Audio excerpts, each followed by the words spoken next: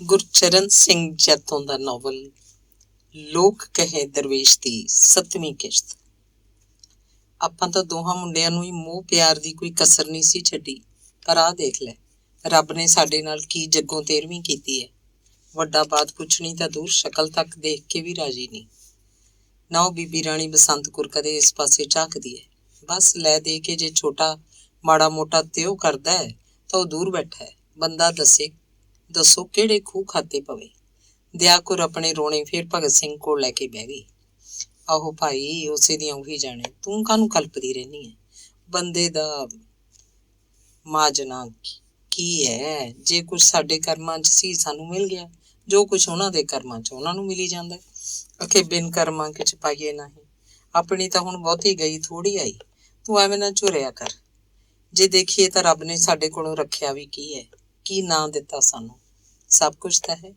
ਗੁਰੂਆਂ ਨੇ ਤਾਂ ਗੁਰਬਾਣੀ 'ਚ ਪਹਿਲਾਂ ਤੋਂ ਹੀ ਸਾਰੀਆਂ ਗੱਲਾਂ ਦਾ ਨਿਚੋੜ ਕੱਢ ਕੇ ਸਿੱਖਿਆ ਦਿੱਤੀ ਹੋਈ ਹੈ। ਥਾਲ 'ਚ 3 ਵਸਤੂ ਪਈਓ, 7 ਸੰਤੋਖ ਵਿਚਾਰੋ।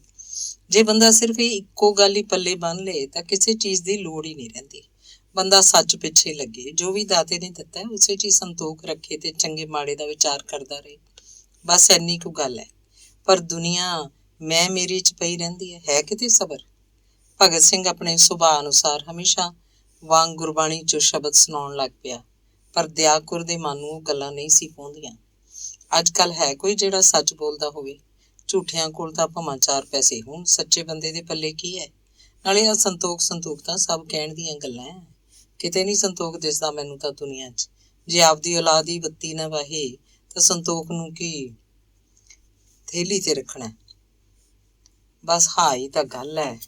ਜੇ ਚੰਗੀ ਗੱਲ ਦੀ ਸਮਝ ਆ ਜੇ ਤਾਂ ਫਿਰ ਦੁਨੀਆ ਨਾ ਬਦਲ ਜੇ, ਪਰ ਨਹੀਂ, ਜਿਹੜੇ ਬੰਦੇ ਦੀਆਂ ਅੱਖਾਂ ਤੇ ਪੜਦਾ ਪਿਆ ਹੋਵੇ ਉਹਨੂੰ ਚੰਗਾ ਮਾੜਾ ਦਿਸੂ ਕਿੱਥੋਂ।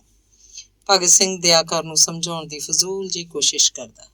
ਮੈਂ ਕਿਹਾ ਤਾਇਆ ਸਤਿ ਸ੍ਰੀ ਅਕਾਲ, ਤਾਈ ਪੈਰੀ ਪੈਣਾ। ਇਸ ਗਲੀ ਥਾਈਂ ਲੰਘ ਰਿਹਾ ਸੀ, ਹਿਸਾਬ ਕਰਕੇ ਸੋਚਿਆ ਤੁਹਾਨੂੰ ਮਿਲਦਾ ਹੀ ਚੱਲਾਂ। ਰਾਮਚੰਦ ਨੇ ਅੰਦਰ ਆਉਂਦਿਆਂ ਹੀ ਆਦਤ ਅਨੁਸਾਰ ਆਪੇ ਪੀੜੀ ਚੱਕੀ ਡਾਹ ਕੇ ਭਗਤ ਸਿੰਘ ਦੇ ਨੇੜੇ ਹੋ ਕੇ ਬਹਿ ਗਿਆ। ਰਾਮਚੰਦ ਕੋਈ 5.25 ਫੁੱਟ ਦਾ ਗੀਂਡਾ ਜਿਹਾ ਭਾਰੇ ਸਰੀਰ ਵਾਲਾ ਬੰਦਾ ਸੀ। ਉਹਦਾ ਰੰਗ ਕਾਲਾ, ਅੱਖਾਂ ਮੋਟੀਆਂ, ਨੱਕ ਚੌੜਾ, ਬੁੱਲ ਮੋਟੇ ਸੀ। ਜਦੋਂ ਹੱਸਦਾ ਤਾਂ ਉਤਲੇ 2 ਕੁ ਦੰਦ ਬਾਹਰ ਆ ਜਾਂਦੇ। ਉਹ ਤੇੜ ਲਾਂਗੜ ਵਾਲੀ ਧੋਤੀ ਤੇ ਗਲ ਅੱਧੀਆਂ ਬਾਹਾਂ ਦਾ ਕੁੜਤਾ ਪਾ ਕੇ ਰੱਖਦਾ। ਸਰਦੀਆਂ 'ਚ ਉੱਤੋਂ ਦੀ ਇੱਕ ਵੱਡਾ ਬਰਾਂਡ ਕੋਟ ਜਿਹਾ ਪਾ ਲੈਂਦਾ, ਜਿਸ ਨਾਲ ਉਹ ਹੋਰ ਵੀ ਕੁਢਵਾ ਜਿਹਾ ਲੱਗਣ ਲੱਗ ਪੈਂਦਾ। ਜਦੋਂ ਲੱਤਾਂ ਚੌੜੀਆਂ ਜਿਹੀਆਂ ਕਰਕੇ ਆਪਣੀ ਚਾਲੇ ਤੁਰਦਾ ਤੇ ਇਉਂ ਲੱਗਦਾ ਜਿਵੇਂ ਵੱਡੇ ਸਾਰੇ ਖਿਡੌਣੇ ਨੂੰ ਚਾਬੀ ਦੇ ਕੇ ਤੋਰਿਆ ਹੋਵੇ। ਸੁਭਾਅ ਦਾ ਉਹ ਮਿੱਠਾ ਤੇ ਮਿਲਾਪੜਾ ਸੀ, ਸਭ ਨਾਲ ਬਣਾ ਕੇ ਰੱਖਦਾ। ਉਹ ਗੁੜ ਸ਼ੱਕਰ ਦੀ ਦੁਕਾਨ ਕਰਦਾ ਹੁੰਦਾ। ਉਹਦੇ ਸੁਭਾਅ ਕਰਕੇ ਦੁਕਾਨ ਤੇ ਗਾਹਕੀ ਵੀ ਚੰਗੀ ਹੋ ਜਾਂਦੀ। ਭਗਤ ਸਿੰਘ ਹੋਰਾਂ ਦੇ ਪਰਿਵਾਰ ਨਾਲ ਉਹਦੇ ਕਈ ਸਾਲਾਂ ਦੇ ਪੁਰਾਣੇ ਸੰਬੰਧ ਸੀ। ਰਾਮਚੰਦ ਦੀ ਮਾਂ ਤੇ ਘਰ ਵਾਲੀ ਵੀ ਬਾਹਰ ਅੰਦਰ ਆਉਂਦੀਆਂ ਜਾਂਦੀਆਂ ਦਿਆ ਕੌਰ ਨੂੰ ਜ਼ਰੂਰ ਮਿਲ ਕੇ ਜਾਂਦੀਆਂ। ਉਹਨੇ ਕਈ ਸਾਲ ਪਹਿਲਾਂ ਭਗਤ ਸਿੰਘ ਨੂੰ ਇਸ ਗੱਲ ਤੇ ਮਨਾ ਲਿਆ ਸੀ ਕਿ ਜਦੋਂ ਵੀ ਉਹਦੇ ਕੋਲ 4 ਪੈਸੇ ਵਾਧੂ ਹੋਣ ਤਾਂ ਉਹ ਰਾਮਚੰਦ ਕੋਲ ਜਮ੍ਹਾਂ ਕਰਵਾ ਦਿਆ ਕਰੇ। ਹਰ ਸਾਲ ਉਹਨਾਂ ਪੈਸਿਆਂ 'ਚੋਂ ਆਪਣੇ ਵੱਲੋਂ ਥੋੜ੍ਹਾ ਬਹੁਤ ਵਿਆਜ ਵੀ ਜੋੜ ਦਿੰਦਾ ਹੁੰਦਾ। ਭਗਤ ਸਿੰਘ ਦੇ ਜਮ੍ਹਾਂ ਹੋਏ ਪੈਸੇ ਉਹ ਆਪਣੇ ਧੰਦੇ 'ਚ ਲਾ ਛੱਡਦਾ। ਜਦੋਂ ਵੀ ਭਗਤ ਸਿੰਘ ਆਉਂਦਾ ਜਾਂਦਾ ਉਹਨੂੰ 10-20 ਰੁਪਈਏ ਫੜਾਉਂਦਾ ਤਾਂ ਪੂਰੀ ਇਮਾਨਦਾਰੀ ਨਾਲ ਹਿਸਾਬ ਕਰਕੇ ਮੂਲ ਤੇ ਵਿਆਜ ਦੀ ਰਕਮ ਉਹਨੂੰ ਆਪਣੀ ਵਹੀ 'ਚੋਂ ਪੜ੍ਹ ਕੇ ਜ਼ਬਾਨੀ ਦੱਸ ਦਿੰਦਾ। ਪੈਸਿਆਂ ਬਾਰੇ ਹੋਰ ਵੀ ਕੋਈ ਨਾ ਕੋਈ ਨੇਕ ਸਲਾਹ ਦਿੰਦਾ ਰਹਿੰਦਾ। ਇਹ ਸਿਲਸਿਲਾ ਕੋਈ 15 ਕੁ ਸਾਲਾਂ ਤੋਂ ਚੱਲਦਾ ਆ ਰਿਹਾ ਸੀ। ਰਾਮਚੰਦ ਦੀ ਦੁਕਾਨ ਤੋਂ ਸੌਦਾ ਪੱਤਾ ਲਿਆਉਣ ਵੇਲੇ ਉਹਨੂੰ ਨਗਦ ਪੈਸੇ ਦਿੱਤੇ ਜਾਂਦੇ। ਜੇ ਕਦੇ ਕਦਾਈ ਅਜਿਹਾ ਨਾ ਹੋ ਸਕਦਾ ਤਾਂ ਉਹਨਾਂ ਪੈਸਿਆਂ ਦਾ ਹਿਸਾਬ ਉਹ ਅੱਡ ਰੱਖਦਾ। ਸਾਫ਼ ਸੁਥਰਾ ਹਿਸਾਬ ਰੱਖਣਾ ਉਹਦੀ ਚੰਗੀ ਆਦਤ ਸੀ। ਉਮਰ 'ਚੋਂ ਭਗਤ ਸਿੰਘ ਤੋਂ ਕੋਈ 5-7 ਵਰ੍ਹੇ ਹੀ ਛੋਟਾ ਸੀ, ਪਰ ਜਿਵੇਂ ਮਹਾਜਨ ਲੋਕਾਂ ਨੂੰ ਆਦਤ ਹੁੰਦੀ ਸੀ, ਉਹ ਭਗਤ ਸਿੰਘ ਨੂੰ ਤਾਇਆ ਤੇ ਦਿਆ ਕੌਰ ਨੂੰ ਤਾਈ ਕਹਿ ਕੇ ਬੁਲਾਉਂਦਾ। ਲੈ ਤਾਇਆ, ਮੈਂ ਹਿਸਾਬ ਕਰਕੇ ਦੇਖਿਆ ਵੀ ਤੁਹਾਡੇ ਮੇਰੇ ਕੰਨੀ 6,000 ਤੋਂ ਉੱਤੇ ਜਮ੍ਹਾਂ ਹੋਏ ਪਏ ਆ।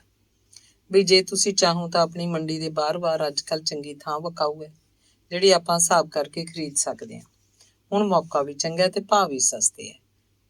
ਹਿਸਾਬ ਕਰਕੇ ਦੇਖ ਲਓ, ਮੁੜ ਕੇ ਟਾਈਮ ਹੱਥ ਨਹੀਂ ਆਉਣਾ। ਫੇਰ ਨਾ ਕਿਹੋ ਵੀ ਰਾਮਚੰਦ ਨੇ ਕਿਹਾ ਨਹੀਂ ਸੀ ਹਿਸਾਬ ਕਰਕੇ। ਉਹ ਭਾਈ ਰਾਮਚੰਦਾ, ਆਪਾਂ ਕੀ ਲੈਣਾ ਜ਼ਮੀਨਾਂ ਜਾਇਦਾਦਾਂ 'ਚੋਂ। ਆਹ 2 ਕੁ ਮਕਾਨ ਭਲੇ ਵੇਲੇ ਬਣ ਗਏ, ਇਹੀ ਬਹੁਤ ਆ। ਸਾਡੇ ਮਗਰੋਂ 2 ਭਰਾ ਬਰਾਬਰ ਵੰਡ ਲੈਣਗੇ। ਹੋਰ ਆਪਾਂ ਕਾਹਨੂੰ ਖਲਜਗੜਾਂ 'ਚ ਪੈਣਾ। ਭਗਤ ਸਿੰਘ ਸੁਭਾਅ ਅਨੁਸਾਰ ਆਪਣੀ ਸੰਤੁਸ਼ਟੀ ਜ਼ਾਹਰ ਕਰ ਰਿਹਾ ਸੀ। ਉਹ ਨਹੀਂ ਤਾਇਆ, ਮੰਨ ਲਓ ਮੇਰੀ ਗੱਲ ਹਿਸਾਬ ਕਰਕੇ। ਪੈਸੇ ਤਾਂ ਹੱਥਾਂ ਦੀ ਮੈਲ ਹੈ, ਅੱਜ ਹੈਗੀ ਕੱਲ ਨੂੰ ਹੈ ਨਹੀਂ।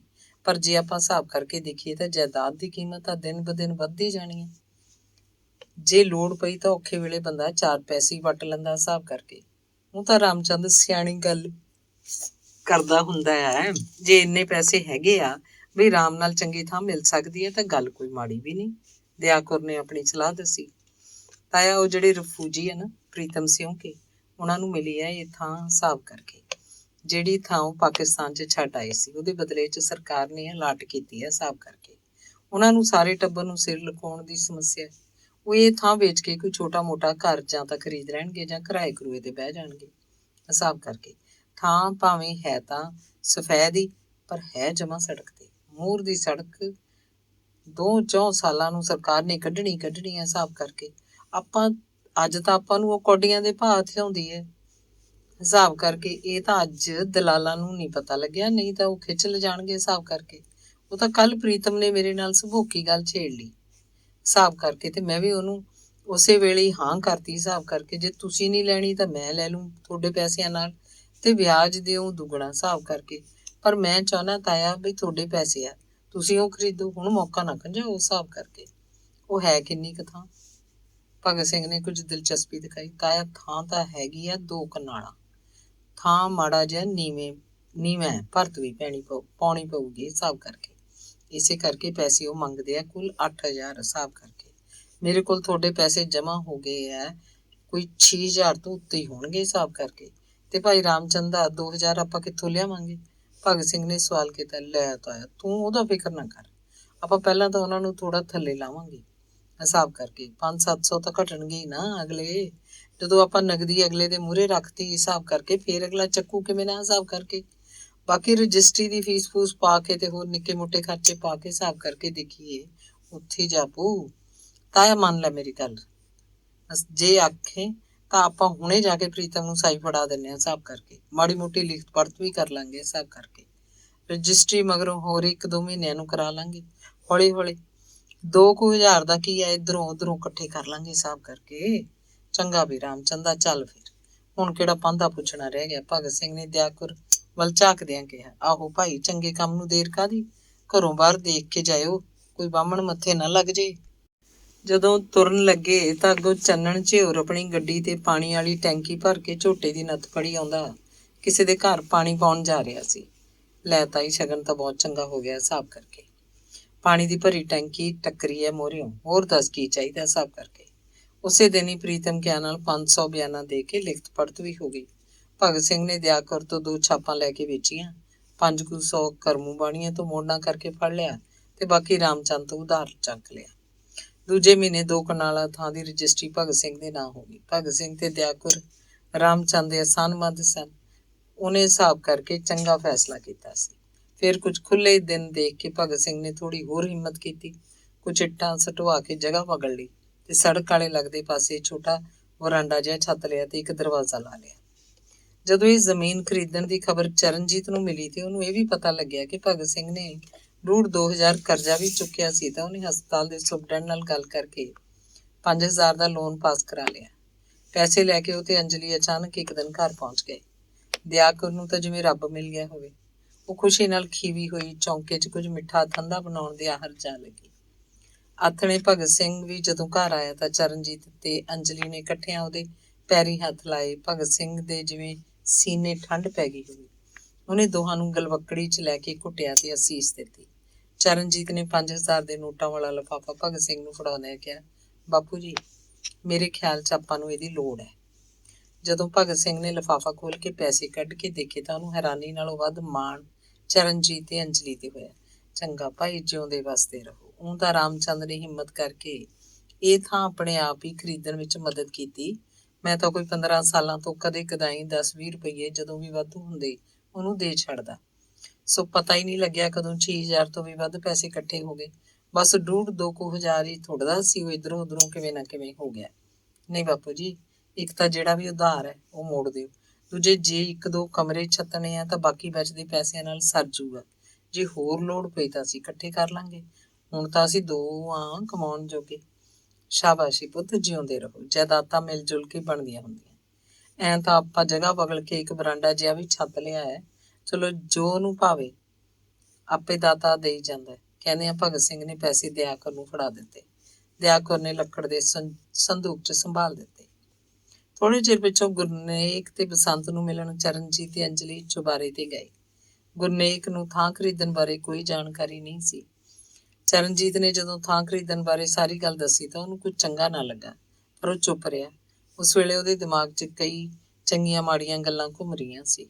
ਉਹ ਸੋਚ ਰਿਹਾ ਸੀ ਉਹਦੇ ਮਾਪੇ ਉਹਨੂੰ ਆਪਣੇ ਟੱਬਰ ਦਾ ਹਿੱਸਾ ਹੀ ਨਹੀਂ ਸਮਝਦੇ, ਇਸੇ ਕਰਕੇ ਕਦੇ ਕੋਈ ਸਲਾਹ ਕਰਕੇ ਜਾਂ ਉਹਦੀ ਰਾਏ ਲੈ ਕੇ ਕੰਮ ਨਹੀਂ ਕਰਦੇ, ਮਨਾਹੀਆਂ ਕਰਦੇ ਰਹਿੰਦੇ ਆ। ਫਿਰ ਉਹ ਸੋਚਣ ਲੱਗ ਪਿਆ, ਚਲੋ ਇੱਕ ਗੱਲੋਂ ਤਾਂ ਠੀਕ ਹੈ, ਜੋ ਹੋ ਰਿਹਾ ਚੰਗਾ ਹੀ ਹੈ। ਕੁਝ ਹੋਰ ਜ਼ਮੀਨ ਜਾਇਦਾਦ ਟੱਬਰ ਦੇ ਨਾਂ ਉਹਦੇ ਬਿਨਾਂ ਕੋਈ ਹੱਥ ਪੱਲਾ ਹਿਲਾਇਆ ਹੀ ਜੁੜ ਗਈ। ਅੱਗੇ ਜਾ ਕੇ ਸਭ ਕੁਝ ਵਿੱਚ ਤਾਂ ਉਹਦਾ ਰਹੇਗਾ ਹੀ ਨਾ। ਖਾਸਾ ਚਿਰ ਸਾਰੇ ਚੁੱਪ ਕਰਕੇ ਬੈਠੇ ਰਹੇ। ਅੰਜਲੀ ਨੂੰ ਉਸ ਮਾਹੌਲ 'ਚ ਖਿਝ ਆਉਣ ਲੱਗ ਪਈ। ਬਸੰਤ ਵੀ ਚੁੱਪ ਕਰਕੇ ਬੈਠੀ ਰਹੀ। ਅੰਜਲੀ ਸੋਚ ਰਹੀ ਸੀ ਉਹਦੀ ਜਠਾਣੀ ਉਸ ਕੋਲੋਂ 100 ਸਵਾਲ ਪੁੱਛੇਗੀ, ਉਹਦੇ ਪਰਿਵਾਰ ਬਾਰੇ, ਉਹਦੇ ਕੰਮ ਬਾਰੇ, ਰੋਟੀ ਟੁੱਕ ਬਾਰੇ, ਘਰ ਬਾਰੇ, ਪਰ ਨਹੀਂ, ਉਹ ਸਿਰਫ ਬਿਟਰ ਅੰਜਲੀ ਦੇ ਮੂੰਹ ਵੱਲ ਝਾਕੀ ਗਈ। ਅੰਜਲੀ ਨੇ ਅਖੀਰ ਗੱਲ ਛੇੜੀ, ਭੈਣ ਜੀ ਤੁਸੀਂ ਸਾਰਾ ਦਿਨ ਕੀ ਕਰਦੇ ਰਹਿੰਦੇ ਹੋ? ਕਰਨਾ ਕੀ ਸੀ, ਕੁਛ ਨਹੀਂ ਕਰਦੇ। ਨਿੱਕੀ ਨਾਲ ਸਾਰਾ ਦਿਨ ਵੇਲ ਜੀ ਨਹੀਂ ਮਿਲਦੀ। ਤੁਹਾਡੇ ਆਉਣ ਤੋਂ ਥੋੜਾ ਚਿਰ ਪਹਿਲਾਂ ਹੀ ਸੁੱਤੀ ਹੈ। ਮੈਂ ਚੱਕ ਲਵਾਂ ਨਿੱਕੀ ਨੂੰ? ਨਾ ਚੱਕੀ ਨਾ, ਕੱਚੀ ਨੀਂਦ ਉੱਠ ਕੇ ਰੋਊਗੀ, ਫਿਰ ਸਗੋਂ ਮੈਨੂੰ ਦੁਖੀ ਕਰੂ। ਤੁਹਾਡੇ ਕੀ ਕੀ ਸ਼ੌਕ ਨੇ? ਸ਼ੌਕ ਕੇ ਕਾਹਦੇ ਆ, ਬਸ ਜਿਹੜਾ ਦਿਨ ਲੰਘ ਜਾਂਦਾ ਠੀਕ ਹੈ। ਤੁਸੀਂ ਕੁਝ ਦਿਨ ਸਾਡੇ ਨਾਲ ਲੁਧਿਆਣੇ ਚੱਲੋ, ਸਾਡੇ ਨਾਲ ਰਹਿਣਾ। ਕੋਈ ਨਹੀਂ ਆ ਜਾਵਾਂਗੇ ਠਹਿਰ ਕੇ, ਫਿਰ ਕਿਤੇ ਵੱਡੇ ਭਾਜੀ ਨੂੰ ਵੀ ਨਾਲ ਲੈ ਚੱਲਾਂਗੇ, ਫਿਰ ਤਾਂ ਠੀਕ ਰਹੇਗਾ ਨਾ। ਕਿਉਂ ਚਰਨਜੀਤ, ਮੈਂ ਠੀਕ ਕਹਿ ਰਹੀ ਹਾਂ? ਚਰਨਜੀਤ ਚੁੱਪ ਰਿਹਾ। ਤੁਸੀਂ ਤਾਂ ਆਪਦਾ ਰੋਜ਼ ਹਸਪਤਾਲ ਉੱਠ ਲਿਆ ਕਰੋਗੇ ਆਪਦੇ ਕੰਮ ਤੇ, ਅਸੀਂ ਵਿਹਲੇ ਉੱਥੇ ਕੰਧਾਂ ਕੋਲਿਆਂ ਕੰਨੀ ਝਾਕੀ ਜਾਇਆ ਕਰਾਂਗੇ। ਬਸੰਤ ਨੇ ਹੱਸ ਕੇ ਜਵਾਬ ਦਿੱਤਾ, ਨਹੀਂ ਨਹੀਂ ਭੈਣ ਜੀ, ਮੈਂ ਛੁੱਟੀ ਲੈ ਲਵਾਂਗੀ। ਕੋਈ ਨਹੀਂ, ਸੋਚ ਲਾਂਗੇ, ਅਜੇ ਕਿਹੜਾ ਕਾਹਲੀ ਹੈ। ਅੰਜਲੀ ਨੂੰ ਬਸੰਤ ਦੇ ਰੁੱਖੇ ਰਵੱਈਏ ਦੀ ਸਮਝ ਨਹੀਂ ਸੀ ਆ ਰਹੀ। ਉਹ ਤਾਂ ਟੱਬਰ ਦੇ ਅਹਿਸਾਸ ਨਾਲ ਇਸ ਘਰ 'ਚ ਆਪਣੀ ਥਾਂ ਬਣਾਉਣਾ ਚਾਹੁੰਦੀ ਸੀ, ਪਰਿਵਾਰ ਦੇ ਹਰ ਜੀਅ ਦੇ ਨੇੜੇ ਹੋਣਾ ਚਾਹੁੰਦੀ ਸੀ। ਉਹਨੂੰ ਦਿਆਕੁਰ ਤੋਂ ਸੱਸਾਂ ਵਾਲਾ ਨਹੀਂ, ਸਗੋਂ ਮਾਵਾਂ ਵਰਗਾ ਪਿਆਰ ਮਿਲਿਆ ਸੀ। ਘਰ 'ਚ ਭਾਵੇਂ ਹਰ ਚੀਜ਼ ਉਪਲਬਧ ਨਹੀਂ ਸੀ, ਪਰ ਫਿਰ ਵੀ ਪਿਆਰ ਤਾਂ ਕਿਧਰੋਂ ਖਰੀਦ ਕੇ ਨਹੀਂ ਲਿਆਂਦਾ ਜਾਂਦਾ।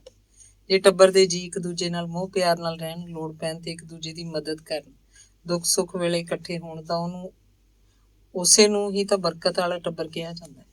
ਪਰ ਅੰਜਲੀ ਨੂੰ ਸਮਝ ਨਹੀਂ ਸੀ ਆ ਰਹੀ ਕਿ ਉਹ ਉੱਥੇ ਬੈਠਿਆਂ ਨੂੰ ਇੱਕ ਅਜੀਬ ਰੁੱਖੇਪਣ ਦਾ ਅਹਿਸਾਸ ਕਿਉਂ ਹੋ ਰਿਹਾ ਸੀ। ਉਹਨੂੰ ਇਹ ਕਿਉਂ ਲੱਗ ਰਿਹਾ ਸੀ ਕਿ ਜਿਵੇਂ ਉਹ ਕੋਈ ਅਜਨਬੀ ਲੋਕਾਂ ਨਾਲ ਗੱਲਾਂ ਕਰ ਰਹੀ ਹੋਵੇ। ਇਹ ਤਾਂ ਖੂਨ ਦੇ ਰਿਸ਼ਤੇ ਵਾਲੇ ਰਿਸ਼ਤੇਦਾਰ ਸਨ। ਉਹ ਆਪਸ 'ਚ ਡੂੰਘੀਆਂ ਸਾਂਝਾਂ ਦੇ ਹੱਕਦਾਰ ਸਨ। ਉਹਨਾਂ ਨੇ ਦੁੱਖ ਸੁੱਖ ਤੇ ਸਾਂਝੀ ਹੋਣਾ ਸੀ। ਉਹ ਸੋਚਣ ਲੱਗ ਪਈ ਕਿ ਹਸਪਤਾਲ 'ਚ ਹਫ਼ਤਾ 10 ਦਿਨ ਰਹਿ ਕੇ ਜਾਣ ਵਾਲੇ ਮਰੀਜ਼ ਵੀ ਡੂੰਘੀਆਂ ਸਾਂਝਾਂ ਪਾ ਕੇ ਤੁਰ ਜਾਂਦੇ ਆ। ਫਿਰ ਵੀ ਕਦੇ ਮੁੜ ਕੇ ਆਏ ਉਂਝ ਹੀ ਮਿਲਣ ਆ ਜਾਇਆ ਕਰਦੇ ਸਨ। ਚਰਨਜੀਤ ਨਾਲ ਵਿਆਹ ਪਿੱਛੋਂ ਅੰਜਲੀ ਦੀ ਸ਼ਹਿਰੀ ਸੋਚ ਵਿੱਚ ਕੁਝ ਪੇਂਡੂਪਣੇ ਦਾ ਇਹ ਅਹਿਸਾਸ ਜ਼ਰੂਰ ਮਿਲ ਗਿਆ ਹੋਇਆ ਸੀ ਕਿ ਉਹ ਜਿਨ੍ਹਾਂ ਨੂੰ ਪਹਿਲਾਂ ਅਜਨਬੀ ਸਮਝ ਕੇ ਡਾਕਟਰ ਤੇ ਮਰੀਜ਼ ਦੇ ਰਿਸ਼ਤੇ ਤੱਕ ਹੀ ਸੀਮਤ ਰਹਿੰਦੀ ਸੀ, ਹੁਣ ਜੇ ਕਦੇ ਕਦੇ ਉਹ ਰਿਸ਼ਤੇ ਦੀ ਹੱਦ ਪਾਰ ਕਰਕੇ ਇਨਸਾਨੀਅਤ ਤੇ ਪਿਆਰ ਦੇ ਰਿਸ਼ਤੇ ਨਾਲ ਕਿਸੇ ਮਰੀਜ਼ ਨਾਲ ਜੁੜਦੀ, ਤਾਂ ਕਈ ਵਾਰ ਉਹਨੂੰ ਨਿਰਛਲ ਪਿਆਰ ਦਾ ਅਨੁਭਵ ਹੁੰਦਾ। ਕਈ ਵਾਰੀ ਉਹਨੂੰ ਆਪਣੇ ਨਾਲੋਂ ਚੰਗੇ ਇਨਸਾਨ ਮਿਲਦੇ ਤੇ ਆਪਣੇ ਸੱਚੇ ਸੁੱਚੇ ਪਿਆਰ ਨਾਲ ਉਹਨੂੰ ਖਿੱਚ ਪਾਉਂਦੇ। ਪਰ ਅੱਜ ਉਹਦੇ ਆਪਣੇ ਘਰ 'ਚ ਪਿਆਰ ਦੇ ਰਿਸ਼ਤਿਆਂ 'ਚ ਇੰਨਾ ਰੁੱਖੇਵਾਂ ਉਹਨੂੰ ਦੁਖੀ ਕਰਨ ਲੱਗ ਪਿਆ। ਚਰਨਜੀਤ ਤੇ ਅੰਜਲੀ ਨੇ ਅਗਲੇ ਦਿਨ ਹਸਪਤਾਲ ਆਪਣੀ ਡਿਊਟੀ ਤੇ ਹਾਜ਼ਰ ਹੋਣਾ ਸੀ। ਦੋਵੇਂ ਮੁੜ ਹੇਠਾਂ ਆ ਗਏ। ਦਿਆਕੁਰ ਰੋਟੀ ਟੁੱਕ ਪਕਾਉਣ ਦੀ ਤਿਆਰੀ ਕਰਨ ਲੱਗੀ ਸੀ। ਅੰਜਲੀ ਵੀ ਰਸੋਈ 'ਚ ਜਾ ਕੇ ਉਹਦੀ ਮਦਦ ਕਰਨ ਲੱਗ ਪਈ। ਕੁੜੇ ਨਹੀਂ ਪੁੱਤ, ਤੇਰੇ ਲੀੜੇ ਖਰਾਬ ਹੋ ਜਾਣਗੇ, ਮੈਂ ਹੁਣੇ ਰੋਟੀ ਪਕਾ ਲੈਣੀ ਆ, ਦਾਲ ਤਾਂ ਮੈਂ ਧਾਰੀ ਲਈ ਹੈ। ਨਹੀਂ ਮਾਂ ਜੀ, ਮੈਂ ਵੀ ਤਾਂ ਕੁਝ ਕਰਾਂ, ਤੁਸੀਂ ਹਟ ਜਾਓ, ਅੱਜ ਮੈਂ ਹੀ ਖਾਣਾ ਬਣਾਵਾਂਗੀ, ਮੈਨੂੰ ਕਰਨ ਦੇ। ਲੈ ਸੁੱਖੀ ਸਾਂਦੀ, ਇੱਕ ਰਾਤ ਤੁਸੀਂ ਰਹਿਣ ਆਏ ਹੋ, ਉਸੇ ਰਾਤ ਹੁਣ ਮੈਂ ਤੈਥੋਂ ਰੋਟੀਆਂ ਪਕਵਾਵਾਂ? ਕੋਈ ਨਹੀਂ ਧੀਏ, ਮੈਂ ਆਪੇ ਕਰ ਲਵਾਂ। ਚਰਨਜੀਤ ਨੂੰ ਸੱਸ ਦਾ ਇਹ ਪਿਆਰ ਝਗੜਾ ਦੇਖ ਕੇ ਬੜਾ ਖੁਸ਼ ਸੀ। ਲੈ ਵੀ ਦੇਖਦੇ ਆ ਭਲਾ ਨੂੰ ਜਿੱਤੂ ਕਿ ਸੱਸ। ਉਹਨੂੰ ਮਖੌਲ ਸੁੱਝ ਰਿਹਾ ਸੀ। ਤੁਸੀਂ ਰਹਿਣ ਦਿਓ, ਸਾਡੇ ਮਾਮਲੇ 'ਚ ਟੰਗ ਨਾ ਅੜਾਓ। ਅੰਜਲੀ ਨੇ ਚਰਨਜੀਤ ਨੂੰ ਘੂਰੀ ਵੱਟੀ। ਚੰਗਾ, ਫਿਰ ਤੁਸੀਂ ਨੂੰ ਸੱਸ ਕਰ ਲਓ ਫੈਸਲਾ। ਮੈਂ ਚੱਲਿਆ ਮਾਸਟਰ ਚਾਚਾ ਜੀ ਨੂੰ ਮਿਲਣ, ਕੱਲ ਸਵੇਰੇ ਪਹਿਲੀ ਬੱਸ ਫੜਨੀ ਪਊ। ਵੇ ਪੁੱਤ ਚਰਨੀ, ਇਹਨੂੰ ਵੀ ਨਾਲ ਲੈ ਜਾ, ਕਮਲਾ ਪੁੱਛਦੀ ਰਹਿੰਦੀ ਹੈ। ਉਹਨੂੰ ਵੀ ਚਾਅ ਹੈ ਇਹਦਾ। ਤੁਹਾਡੇ ਵਿਆਹ ਪਿੱਛੋਂ ਹੁਣ ਤੁਸੀਂ ਪਹਿਲੀ ਵਾਰ ਆਏ ਹੋ, ਹੁਣ ਵੀ ਤੁਹਾਡਾ ਦੋਹਾਂ ਦਾ ਇਕੱਠੇ ਜਾਣਾ ਬਣਦਾ। ਚੰਗਾ ਵੀ ਅੰਜਲੀ ਕੌਰ ਜੀ, ਚਲੋ ਫਿਰ ਚੱਲੀਏ, ਨਾਲੇ ਤੈਨੂੰ ਕੰਮ ਦੀਆਂ 4 ਗੱਲਾਂ ਸੁਣਾਵਾਂਗੇ ਚਾਚਾ ਜੀ ਕੋਲੋਂ। ਉਹ ਲਿਫਾਫਾ ਜਿਹਾ ਲੈ ਚੱਲ ਨਾਲ। ਅੰਜਲੀ ਨੇ ਅਟੈਚੀ ਚੋਂ ਇੱਕ ਪਲਾਸਟਿਕ ਦਾ ਥੈਲਾ ਕੱਢਿਆ। ਉਹਦਾ ਅਜੇ ਵੀ ਦਿਆਕੁਰ ਕੋਲ ਬੈਠ ਕੇ ਗੱਲਾਂ ਕਰਨ ਨੂੰ ਜੀ ਕਰਦਾ ਸੀ। ਮਾਂ ਜੀ ਮੈਂ ਕੋਈ ਨਾ ਪੁੱਤ ਜਾਓ, ਉਹਨਾਂ ਨੂੰ ਵੀ ਤਾਂ ਚਾਅ ਹੈ, ਆਪਾਂ ਰਾਤ ਨੂੰ ਗੱਲਾਂ ਕਰਾਂਗੇ। ਦਿਆਕੁਰ ਆਪਣੀ ਗੋਰੀ ਚਿੱਟੀ ਪਰੀਆਂ ਵਰਗੀ ਨੂੰਹ ਨੂੰ ਹਾਲੇ ਚੁੱਲ੍ਹੇ ਮੂਹਰੇ ਬਹਿ ਕੇ ਰੋਟੀਆਂ ਨਹੀਂ ਸੀ ਪਕਾਉਣ ਦੇਣਾ ਚਾਹੁੰਦੀ। ਚਰਨਜੀਤ ਤੇ ਅੰਜਲੀ ਨੇ ਮਾਸਟਰ ਸਾਧੂ ਰਾਮ ਤੇ ਕਮਲਾ ਦੇਵੀ ਦੇ ਜਦੋਂ ਪੈਰੀਂ ਹੱਥ ਲਾਏ ਤਾਂ ਕਮਲਾ ਚੁੰਨੀ ਨਾਲ ਅੱਖਾਂ ਪੂੰਝਣ ਲੱਗ ਪਈ। ਉਹਨੇ ਅੰਜਲੀ ਨੂੰ ਘੁੱਟ ਕੇ ਗਲਵੱਕੜੀ ਪਾਉਂਦਿਆਂ ਕਿਹਾ, ਮਾਂ ਸਦਕੇ ਜਿਉਂਦੇ ਵਸਦੇ ਰਹੋ, ਜਵਾਨੀਆਂ ਮਾਣੋ, ਰੱਬ ਰੰਗ ਭਾਗ ਲਾਵੇ। ਅੱਜ ਤਾਂ ਭਾਗਾਂ ਵਾਲਾ ਦਿਨ ਚੜ੍ਹਿਆ। ਮਾਸਟਰ ਜੀ ਨੇ ਵੀ ਆਪਣੀ ਐਨਕ ਇੱਕ ਵਾਰੀ ਲਾ ਕੇ ਪਹਿਲਾਂ ਸਾਫ਼ ਕੀਤੀ, ਫਿਰ ਮੁੜ ਕੇ ਲਾ ਲਈ। ਉਹ ਦੋਵੇਂ ਜੀ ਬੜੇ ਖੁਸ਼ ਸਨ। ਅੰਜਲੀ ਨੇ ਜਦੋਂ ਪਲਾਸਟਿਕ ਦਾ ਇੱਕ ਥੈਲਾ ਕਮਲਾ ਨੂੰ ਫੜਾਇਆ ਤਾਂ ਉਹਨੇ ਕਿਹਾ, ਪੁੱਤ ਇਹ ਕੀ ਹੈ? ਚਾਚੀ ਜੀ, ਇਹ ਤੁਹਾਡੇ ਨੂੰਹ ਪੁੱਤ ਕੰਨਿਓ ਉਹਨਾਂ ਦੀ ਕਿਰਤ ਕਮਾਈ ਚੋਂ ਤੁਹਾਡੇ ਲਈ ਖਰੀਦਿਆ ਇੱਕ ਨਿੱਕਾ ਜਿਹਾ ਤੋਹਫਾ। ਕਮਲਾ ਨੇ ਥੈਲੇ ਚੋਂ ਜਦੋਂ ਕੁਝ ਕੱਪੜੇ ਕੱਢੇ ਤਾਂ ਇੱਕ ਪੈਕੇਟ 'ਚ ਕਮਲਾ ਲਈ ਬੜਾ ਸੋਹਣਾ ਗਰਮ ਸੂਟ ਦਾ ਕੱਪੜਾ ਸੀ ਤੇ ਦੂਜੇ 'ਚ ਮਾਸਟਰ ਜੀ ਲਈ ਕੁੜਤੇ ਪਜਾਮੇ ਲਈ ਗਰਮ ਕੱਪੜਾ, ਜਿਹੜਾ ਬਹੁਤ ਕੀਮਤੀ ਲੱਗਦਾ ਸੀ। ਕਮਲਾ ਦੇਖ ਲੈ, ਹੈ ਨਾ ਆਪਾਂ ਮੋਤੀਦਾਨ ਕੀਤੇ ਹੋਏ ਤੇ ਪਿਛਲੇ ਜਨਮ। ਹੁਣ ਤੂੰ ਆਪਣੀ ਨੂੰਹ ਪੁੱਤ ਦਾ ਮੂੰਹ ਮਿੱਠਾ ਕਰਾ। ਮਾਸਟਰ ਜੀ ਨੂੰ ਇਸ ਗੱਲ ਦਾ ਬੜਾ ਮਾਣ ਸੀ ਤੇ ਤਸੱਲੀ ਸੀ ਕਿ ਉਹਨਾਂ ਦਾ ਵਿਆਹ ਕਰਵਾਉਣ 'ਚ ਸਭ ਤੋਂ ਵੱਧ ਹਿੱਸਾ ਪਾ ਚੁੱਕੇ ਸਨ। ਪਰ ਨਾਲ ਹੀ ਉਹਨਾਂ ਦੇ ਦਿਮਾਗ ਵਿੱਚ ਕਿਧਰੇ ਸ਼ੱਕ ਜਿਹਾ ਵੀ ਲੁਕਿਆ ਬੈਠਾ ਸੀ ਕਿ ਦੋਵੇਂ ਮੀਆਂ ਬੀਵੀ ਦਾ ਆਪਸ 'ਚ ਪਿਆਰ ਦਿਨ ਬ ਦਿਨ ਗੂੜਾ ਹੋ ਵੀ ਰਿਹਾ ਕਿ ਨਹੀਂ। ਆਓ ਮੇਰੇ ਬੱਚਿਓ, ਕੀ ਹਾਲ ਹੈ ਤੁਹਾਡਾ? ਠੀਕ ਠਾਕ ਹੋ? ਮਾਸਟਰ ਜੀ ਉਹਨਾਂ ਦੋਹਾਂ ਦੀਆਂ ਅੱਖਾਂ 'ਚ ਆਪਣੀਆਂ ਤੇਜ਼ ਅੱਖਾਂ ਨਾਲ ਕੁਝ ਪੜ੍ਹਨ ਦੀ ਕੋਸ਼ਿਸ਼ ਕਰ ਰਹੇ ਸਨ। ਹਾਂਜੀ ਚਾਚਾ ਜੀ, ਅਸੀਂ ਠੀਕ ਹਾਂ, ਬਸ ਤੁਹਾਡਾ ਆਸ਼ੀਰਵਾਦ ਲੈਣ ਆਏ ਹਾਂ। ਉਹ ਬੇਟੇ ਅੰਜਲੀ, ਇਹ ਸਾਡਾ ਬੇਟਾ ਤੈਨੂੰ ਤੰਗ ਤਾਂ ਨਹੀਂ ਕਰਦਾ? ਅਗਰ ਕੋਈ ਹੈ ਐਸੀ ਵੈਸੀ ਬਾਤ ਤਾਂ ਤੂੰ ਆਪਣੀ ਚਾਚੀ ਨੂੰ ਦੱਸ ਦੇ। ਮੈਂ ਇਹਦਾ ਸਿਰ ਹੁਣੇ ਇਹਦੇ ਦੋਹਾਂ ਕੰਨਾਂ ਕੇ ਵਿੱਚਵਾਂ ਕਰ ਦੇਣਾ। ਅੰਜਲੀ ਹੱਸ ਪਈ ਤੇ ਸ਼ਰਮਾ ਗਈ। ਨਹੀਂ ਚਾਚਾ ਜੀ, ਇੰਜ ਦੀ ਕੋਈ ਗੱਲ ਨਹੀਂ, ਇਹ ਤਾਂ ਬੜੇ ਚੰਗੇ ਨੇ। ਕਮਲਾ ਦੇਵੀ ਚਾਹ ਪਾਣੀ ਦੇ ਆਹਰ ਲੱਗ ਗਈ। ਚਰਨਜੀਤ ਤੇ ਅੰਜਲੀ ਮਾਸਟਰ ਜੀ ਦੀ ਕੁਰਸੀ ਦੇ ਸਾਹਮਣੇ ਮੰਜੇ ਤੇ ਬਹਿ ਗਏ। ਪਿੱਛੇ ਜੇ ਮਾਸਟਰ ਜੀ ਨੂੰ ਉਹਨਾਂ ਦਾ ਇੱਕ ਪੁਰਾਣਾ ਸ਼ਾਗਿਰਦ, ਜਿਹੜਾ ਦਿੱਲੀ ਹਾਈ ਕੋਰਟ 'ਚ ਜੱਜ ਦੇ ਅਹੁਦੇ ਤੇ ਲੱਗ ਗਿਆ ਸੀ, ਆਪਣੇ ਵੱਲੋਂ ਇੱਕ ਆਰਾਮ ਕੁਰਸੀ ਭੇਟ ਕਰ ਗਿਆ ਸੀ।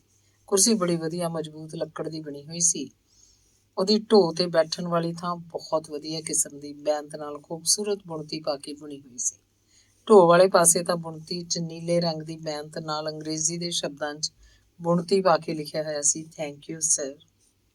ਕੁਰਸੀ ਦੇ ਦੋਹੀਂ ਪਾਸੇ ਚੌੜੇ ਫੱਟਿਆਂ ਵਾਲੀਆਂ ਬਾਹੀਆਂ ਸਨ, ਜਿਨ੍ਹਾਂ ਦੇ ਉੱਪਰ ਅਗਲੇ ਸਿਰੇ ਤੋਂ ਦੋ ਹੋਰ ਫੱਟੇ ਦੋਹਰੇ ਫਿੱਟ ਕੀਤੇ ਸਨ, ਜਿਹੜੇ ਬਾਹਰ ਨੂੰ ਘੁੰਮ ਕੇ ਕੁਰਸੀ ਦੇ ਅੱਗੇ ਚਲੇ ਜਾਂਦੇ ਸਨ।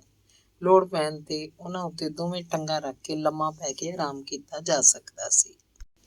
ਕੁਰਸੀ ਦੀਆਂ ਲੱਤਾਂ ਹੇਠ ਗੁਲਾਈ 'ਚ ਦੋਵੇਂ ਪਾਸੇ ਗੋਲ ਲੱਕੜਾਂ ਅਰਧ ਗੋਲਾਕਾਰ ਦਾ ਹਿੱਸਾ ਕਰਕੇ ਫਿੱਟ ਕੀਤੀਆਂ ਹੋਈਆਂ ਸਨ, ਤਾਂ ਕਿ ਉੱਤੇ ਬੈਠਾ ਜਾਂ ਲੰਮਾ ਪਿਆ ਬੰਦਾ ਜੇ ਜੀ ਕਰੇ ਤਾਂ ਅੱਗੇ ਪਿੱਛੇ ਹਿੱਲ ਕੇ ਝੂਟੇ ਲੈ ਸਕੇ। ਅੱਜ ਕੱਲ੍ਹ ਮਾਸਟਰ ਜੀ ਇਸ ਕੁਰਸੀ ਦਾ ਖੂਬ ਇਸਤੇਮਾਲ ਕਰਦੇ ਸਨ। ਹਰ ਆਏ ਗਏ ਨੂੰ ਆਪਣੇ ਪੁਰਾਣੇ ਵਿਦਿਆਰਥੀਆਂ ਦੇ ਦਿੱਤੇ ਤੋਹਫੇ ਬਾਰੇ ਬੜੇ ਸਵਾਦ ਨਾਲ ਗੱਲਾਂ ਦੱਸਿਆ ਕਰਦੇ ਸਨ। ਚਾਨੀ, ਤੈਨੂੰ ਤਾਂ ਪਤਾ ਹੀ ਹੈ, ਉਹ ਥਾ ਨਾ ਲੜਕਾ ਈਸ਼ ਕੁਮਾਰ, ਤੇਰੇ ਤੋਂ 2-3 ਜਮਾਤਾਂ ਅੱਗੇ ਹੀ ਥਾ, ਉਹ ਸਦਾਬਰਤੀਆਂ ਦਾ ਮੁੰਡਾ। ਹਾਂ, ਉਹ ਅੱਜ ਕੱਲ੍ਹ ਦਿੱਲੀ ਮਾਂ ਜੱਜ ਲੱਗਿਆ ਹੋਇਆ। ਬਸ ਉਹੀ ਇੱਕ ਦਿਨ ਬੜੇ ਪਿਆਰ ਨਾਲ ਮੇਰੇ ਵਾਸਤੇ ਇਹ ਕੁਰਸੀ ਲੈ ਕੇ ਆ ਗਿਆ। ਆਹ ਦੇਖ। ਮਾਸਟਰ ਜੀ ਨੇ ਕੁਰਸੀ ਤੋਂ ਖੜੇ ਹੋ ਕੇ ਉਹਦੀ ਢੋਅ ਵੱਲ ਇਸ਼ਾਰਾ ਕਰਦਿਆਂ ਕਿਹਾ, ਇਹ ਦਿੱਲੀੋਂ ਇੱਕ ਖਾਸ ਕਾਰੀਗਰ ਤੋਂ ਬਣਵਾ ਕੇ ਲਿਆਇਆ। ਦੇਖ ਆ ਕੁਰਸੀ ਦੀ ਢੋਅ ਪਰ ਕਿਆ ਲਿਖਵਾ ਕੇ ਲਿਆਇਆ, ਥੈਂਕ ਯੂ ਸਰ। ਪੜ੍ਹਿਆ ਤਾਂ ਉਹ ਬਹੁਤਾ ਆਪਣੀ ਅਕਲ ਗੈਲੀ ਥਾ, ਪਰ ਮੇਰਾ ਵੀ ਸ਼ੁਕਰੀਆ ਕਰ ਰਿਹਾ। ਕਹਿੰਦਾ ਜੀ, ਜਿਹੜੀਆਂ ਗੱਲਾਂ ਤੁਸੀਂ ਸਾਨੂੰ ਬਚਪਨ ਮਾਂ ਪੜ੍ਹਾਉਣ ਵੇਲੇ ਦੱਸਿਆ ਕਰਦੇ ਥੇ, ਉਹਨਾਂ ਦਾ ਨਤੀਜਾ ਹੀ ਹੈ ਕਿ ਅੱਜ ਮੈਂ ਇਨਸਾਫ ਦੀ ਕੁਰਸੀ ਪਰ ਬਹਿ ਗਿਆ। ਆਪਾਂ ਨੂੰ ਵੀ ਬੜੀ ਖੁਸ਼ੀ ਹੋਈ, ਹੋਵੇ ਵੀ ਕਿਉਂ ਨਾ, ਜਦ ਆਪਣੇ ਬੱਚੇ ਉੱਚੇ ਅਹੁਦਿਆਂ ਪਰ ਪਹੁੰਚ ਜਾਣ ਤਾਂ ਖੁਸ਼ੀ ਤਾਂ ਹੋਣੀ ਹੋਈ। ਸਾਡੀ ਉਮਰ ਵੀ ਹੁਣੇ ਹੀ ਅੰਬ ਖਾਣ ਦੀ ਹੋਈ ਹੈ। ਹੁਣ ਤੱਕ ਤਾਂ ਬੂਟੇ ਹੀ ਲਾਉਂਦੇ ਰਹੇ, ਪਰ ਉਹਨਾਂ ਨੂੰ ਪਾਣੀ ਦਿੰਦੇ ਰਹੇ। ਔਰ ਸੁਣਾਓ, ਰਹੋਗੇ ਨਾ ਸਾਡੇ ਪਾਸ 2 ਦਿਨ? ਨਹੀਂ ਚਾਚਾ ਜੀ, ਬਸ ਕੱਲ ਨੂੰ ਸਵੇਰੇ ਡਿਊਟੀ ਤੇ ਹਾਜ਼ਰ ਹੋਣਾ। ਅਸੀਂ ਕੱਲ ਸਵੇਰੇ ਪਹਿਲੀ ਬੱਸ ਫੜਾਂਗੇ। ਅੱਜ ਸੋਚਿਆ ਥੋੜਾ ਚਿਰ ਤੁਹਾਡੀਆਂ ਗੱਲਾਂ ਸੁਣਾਂਗੇ। ਚਰਨਜੀਤ ਨੇ ਅੰਜਲੀ ਵੱਲ ਝਾਕਦਿਆਂ ਕਿਹਾ। ਅੰਜਲੀ ਨੀਵੀਂ ਪਾ ਕੇ ਬੈਠੀ ਰਹੀ। ਉਹਦਾ ਵੀ ਦਿਲ ਕਰਦਾ ਸੀ ਕਿ ਮਾਸਟਰ ਜੀ ਦੀਆਂ ਗੱਲਾਂ ਸੁਣੇ। ਚਰਨਜੀਤ ਹਮੇਸ਼ਾ ਉਹਨਾਂ ਬਾਰੇ ਬੜੀ ਸਤਿਕਾਰ ਨਾਲ ਗੱਲਾਂ ਕਰਦਾ ਹੁੰਦਾ ਸੀ। ਚਲੋ ਪਹਿਲਾਂ ਅੰਜਲੀ ਬੇਟੀ ਤੋਂ ਹੀ ਪੁੱਛਦੇ ਹਾਂ ਕਿ ਉਸ ਕਿਸ ਬਾਰੇ ਮਾਂ ਚਰਚਾ करनी चाहेगी।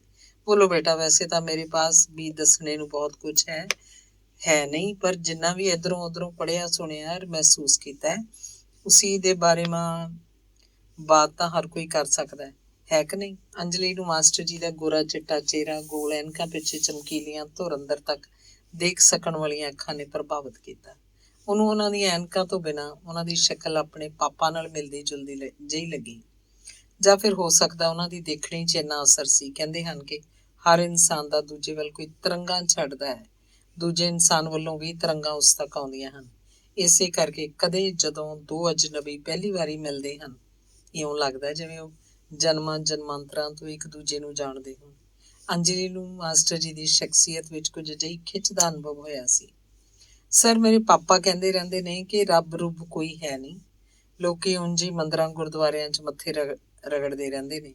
ਰੱਬ ਤਾਂ ਸਭ ਦੇ ਅੰਦਰ ਹੀ ਹੁੰਦਾ ਹੈ। ਦੇਖੋ ਬੇਟਾ, ਪਹਿਲੀ ਬਾਤ ਤਾਂ ਇਹ ਹੈ ਕਿ ਇੱਕ ਤਾਂ ਤੂੰ ਮੈਨੂੰ ਸਰ ਨਾ ਆਖ, ਤੂੰ ਸਾਡੀ ਬੇਟੀ ਹੈ ਔਰ ਤੇਰੇ ਪਾਪਾ ਸਾਡੇ ਭਾਈ ਹੈ ਕਿ ਨਹੀਂ। ਬਾਕੀ ਰੱਬ ਦੀਆਂ ਬਾਤਾਂ ਜੇ ਚੰਗੀ ਤਰ੍ਹਾਂ ਸੁਣਨੀ ਹੈ ਤਾਂ ਆਪਣੀ ਚਾਚੀ ਨੂੰ ਆਖ ਵੀ ਉਹ ਮੇਰੀ ਡਾਇਰੀ ਅਲਮਾਰੀ 'ਚੋਂ ਕੱਢ ਕੇ ਦੇ ਜਾਏ, ਫਿਰ ਆਪਾਂ ਰੱਬ ਦੇ ਦਰਸ਼ਨ ਕਰਾਂਗੇ। ਅੰਜਲੀ ਜਦੋਂ ਡਾਇਰੀ ਲੈ ਕੇ ਮੁੜੀ ਤਾਂ ਮਾਸਟਰ ਜੀ ਨੇ ਆਪਣੀਆਂ ਐਨਕਾਂ ਕੁੜਤੇ ਦੇ ਲੜ ਨਾਲ ਸਾਫ਼ ਕਰਕੇ ਚੰਗੀ ਤਰ੍ਹਾਂ ਲਾਈਆਂ ਤੇ ਡਾਇਰੀ ਦੇ ਕੁਝ ਪੰਨੇ ਇੱਧਰ ਉੱਧਰ ਪਲਟਦਿਆਂ ਇੱਕ ਥਾਂ ਤੋਂ ਡਾਇਰੀ ਪੜ੍ਹਨੀ ਸ਼ੁਰੂ ਕੀਤੀ। ਮਾਸਟਰ ਜੀ ਨੇ ਦੋਵਾਂ ਦੀਆਂ ਅੱਖਾਂ 'ਚ ਅੱਖਾਂ ਪਾ ਕੇ ਕਿਹਾ, ਦੇਖੋ ਬੇਟਾ, ਰੱਬ ਦੇ ਹੋਣੇ ਜਾਂ ਨਾ ਹੋਣੇ ਦੇ ਬਾਰੇ ਮਾਂ ਦੁਨੀਆ ਮਾਂ ਲੋਕਾਂ ਨੂੰ ਪੱਕੇ ਸ਼ੱਕ ਔਰ ਯਕੀਨ ਦੋਨੋਂ ਹੀ ਹੈ। मेरा अपना एक शौक था कि मैं विद्वानों और संता महात्मा ਦੀਆਂ बातें डायरी में नोट कर लिया करता था।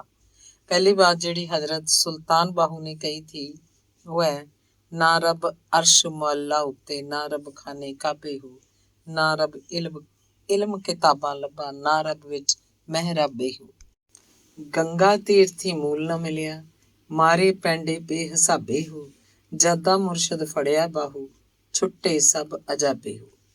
ਚਰਨਜੀਤ ਨੂੰ ਆਖਰੀ ਲਾਈਨ ਰਾਹੀਂ ਆਪਣਾ ਮੁਰਸ਼ਦ ਮਾਸਟਰ ਸਾਧੂ ਰਾਮ 'ਚ ਨਜ਼ਰ ਆ ਰਿਹਾ ਸੀ।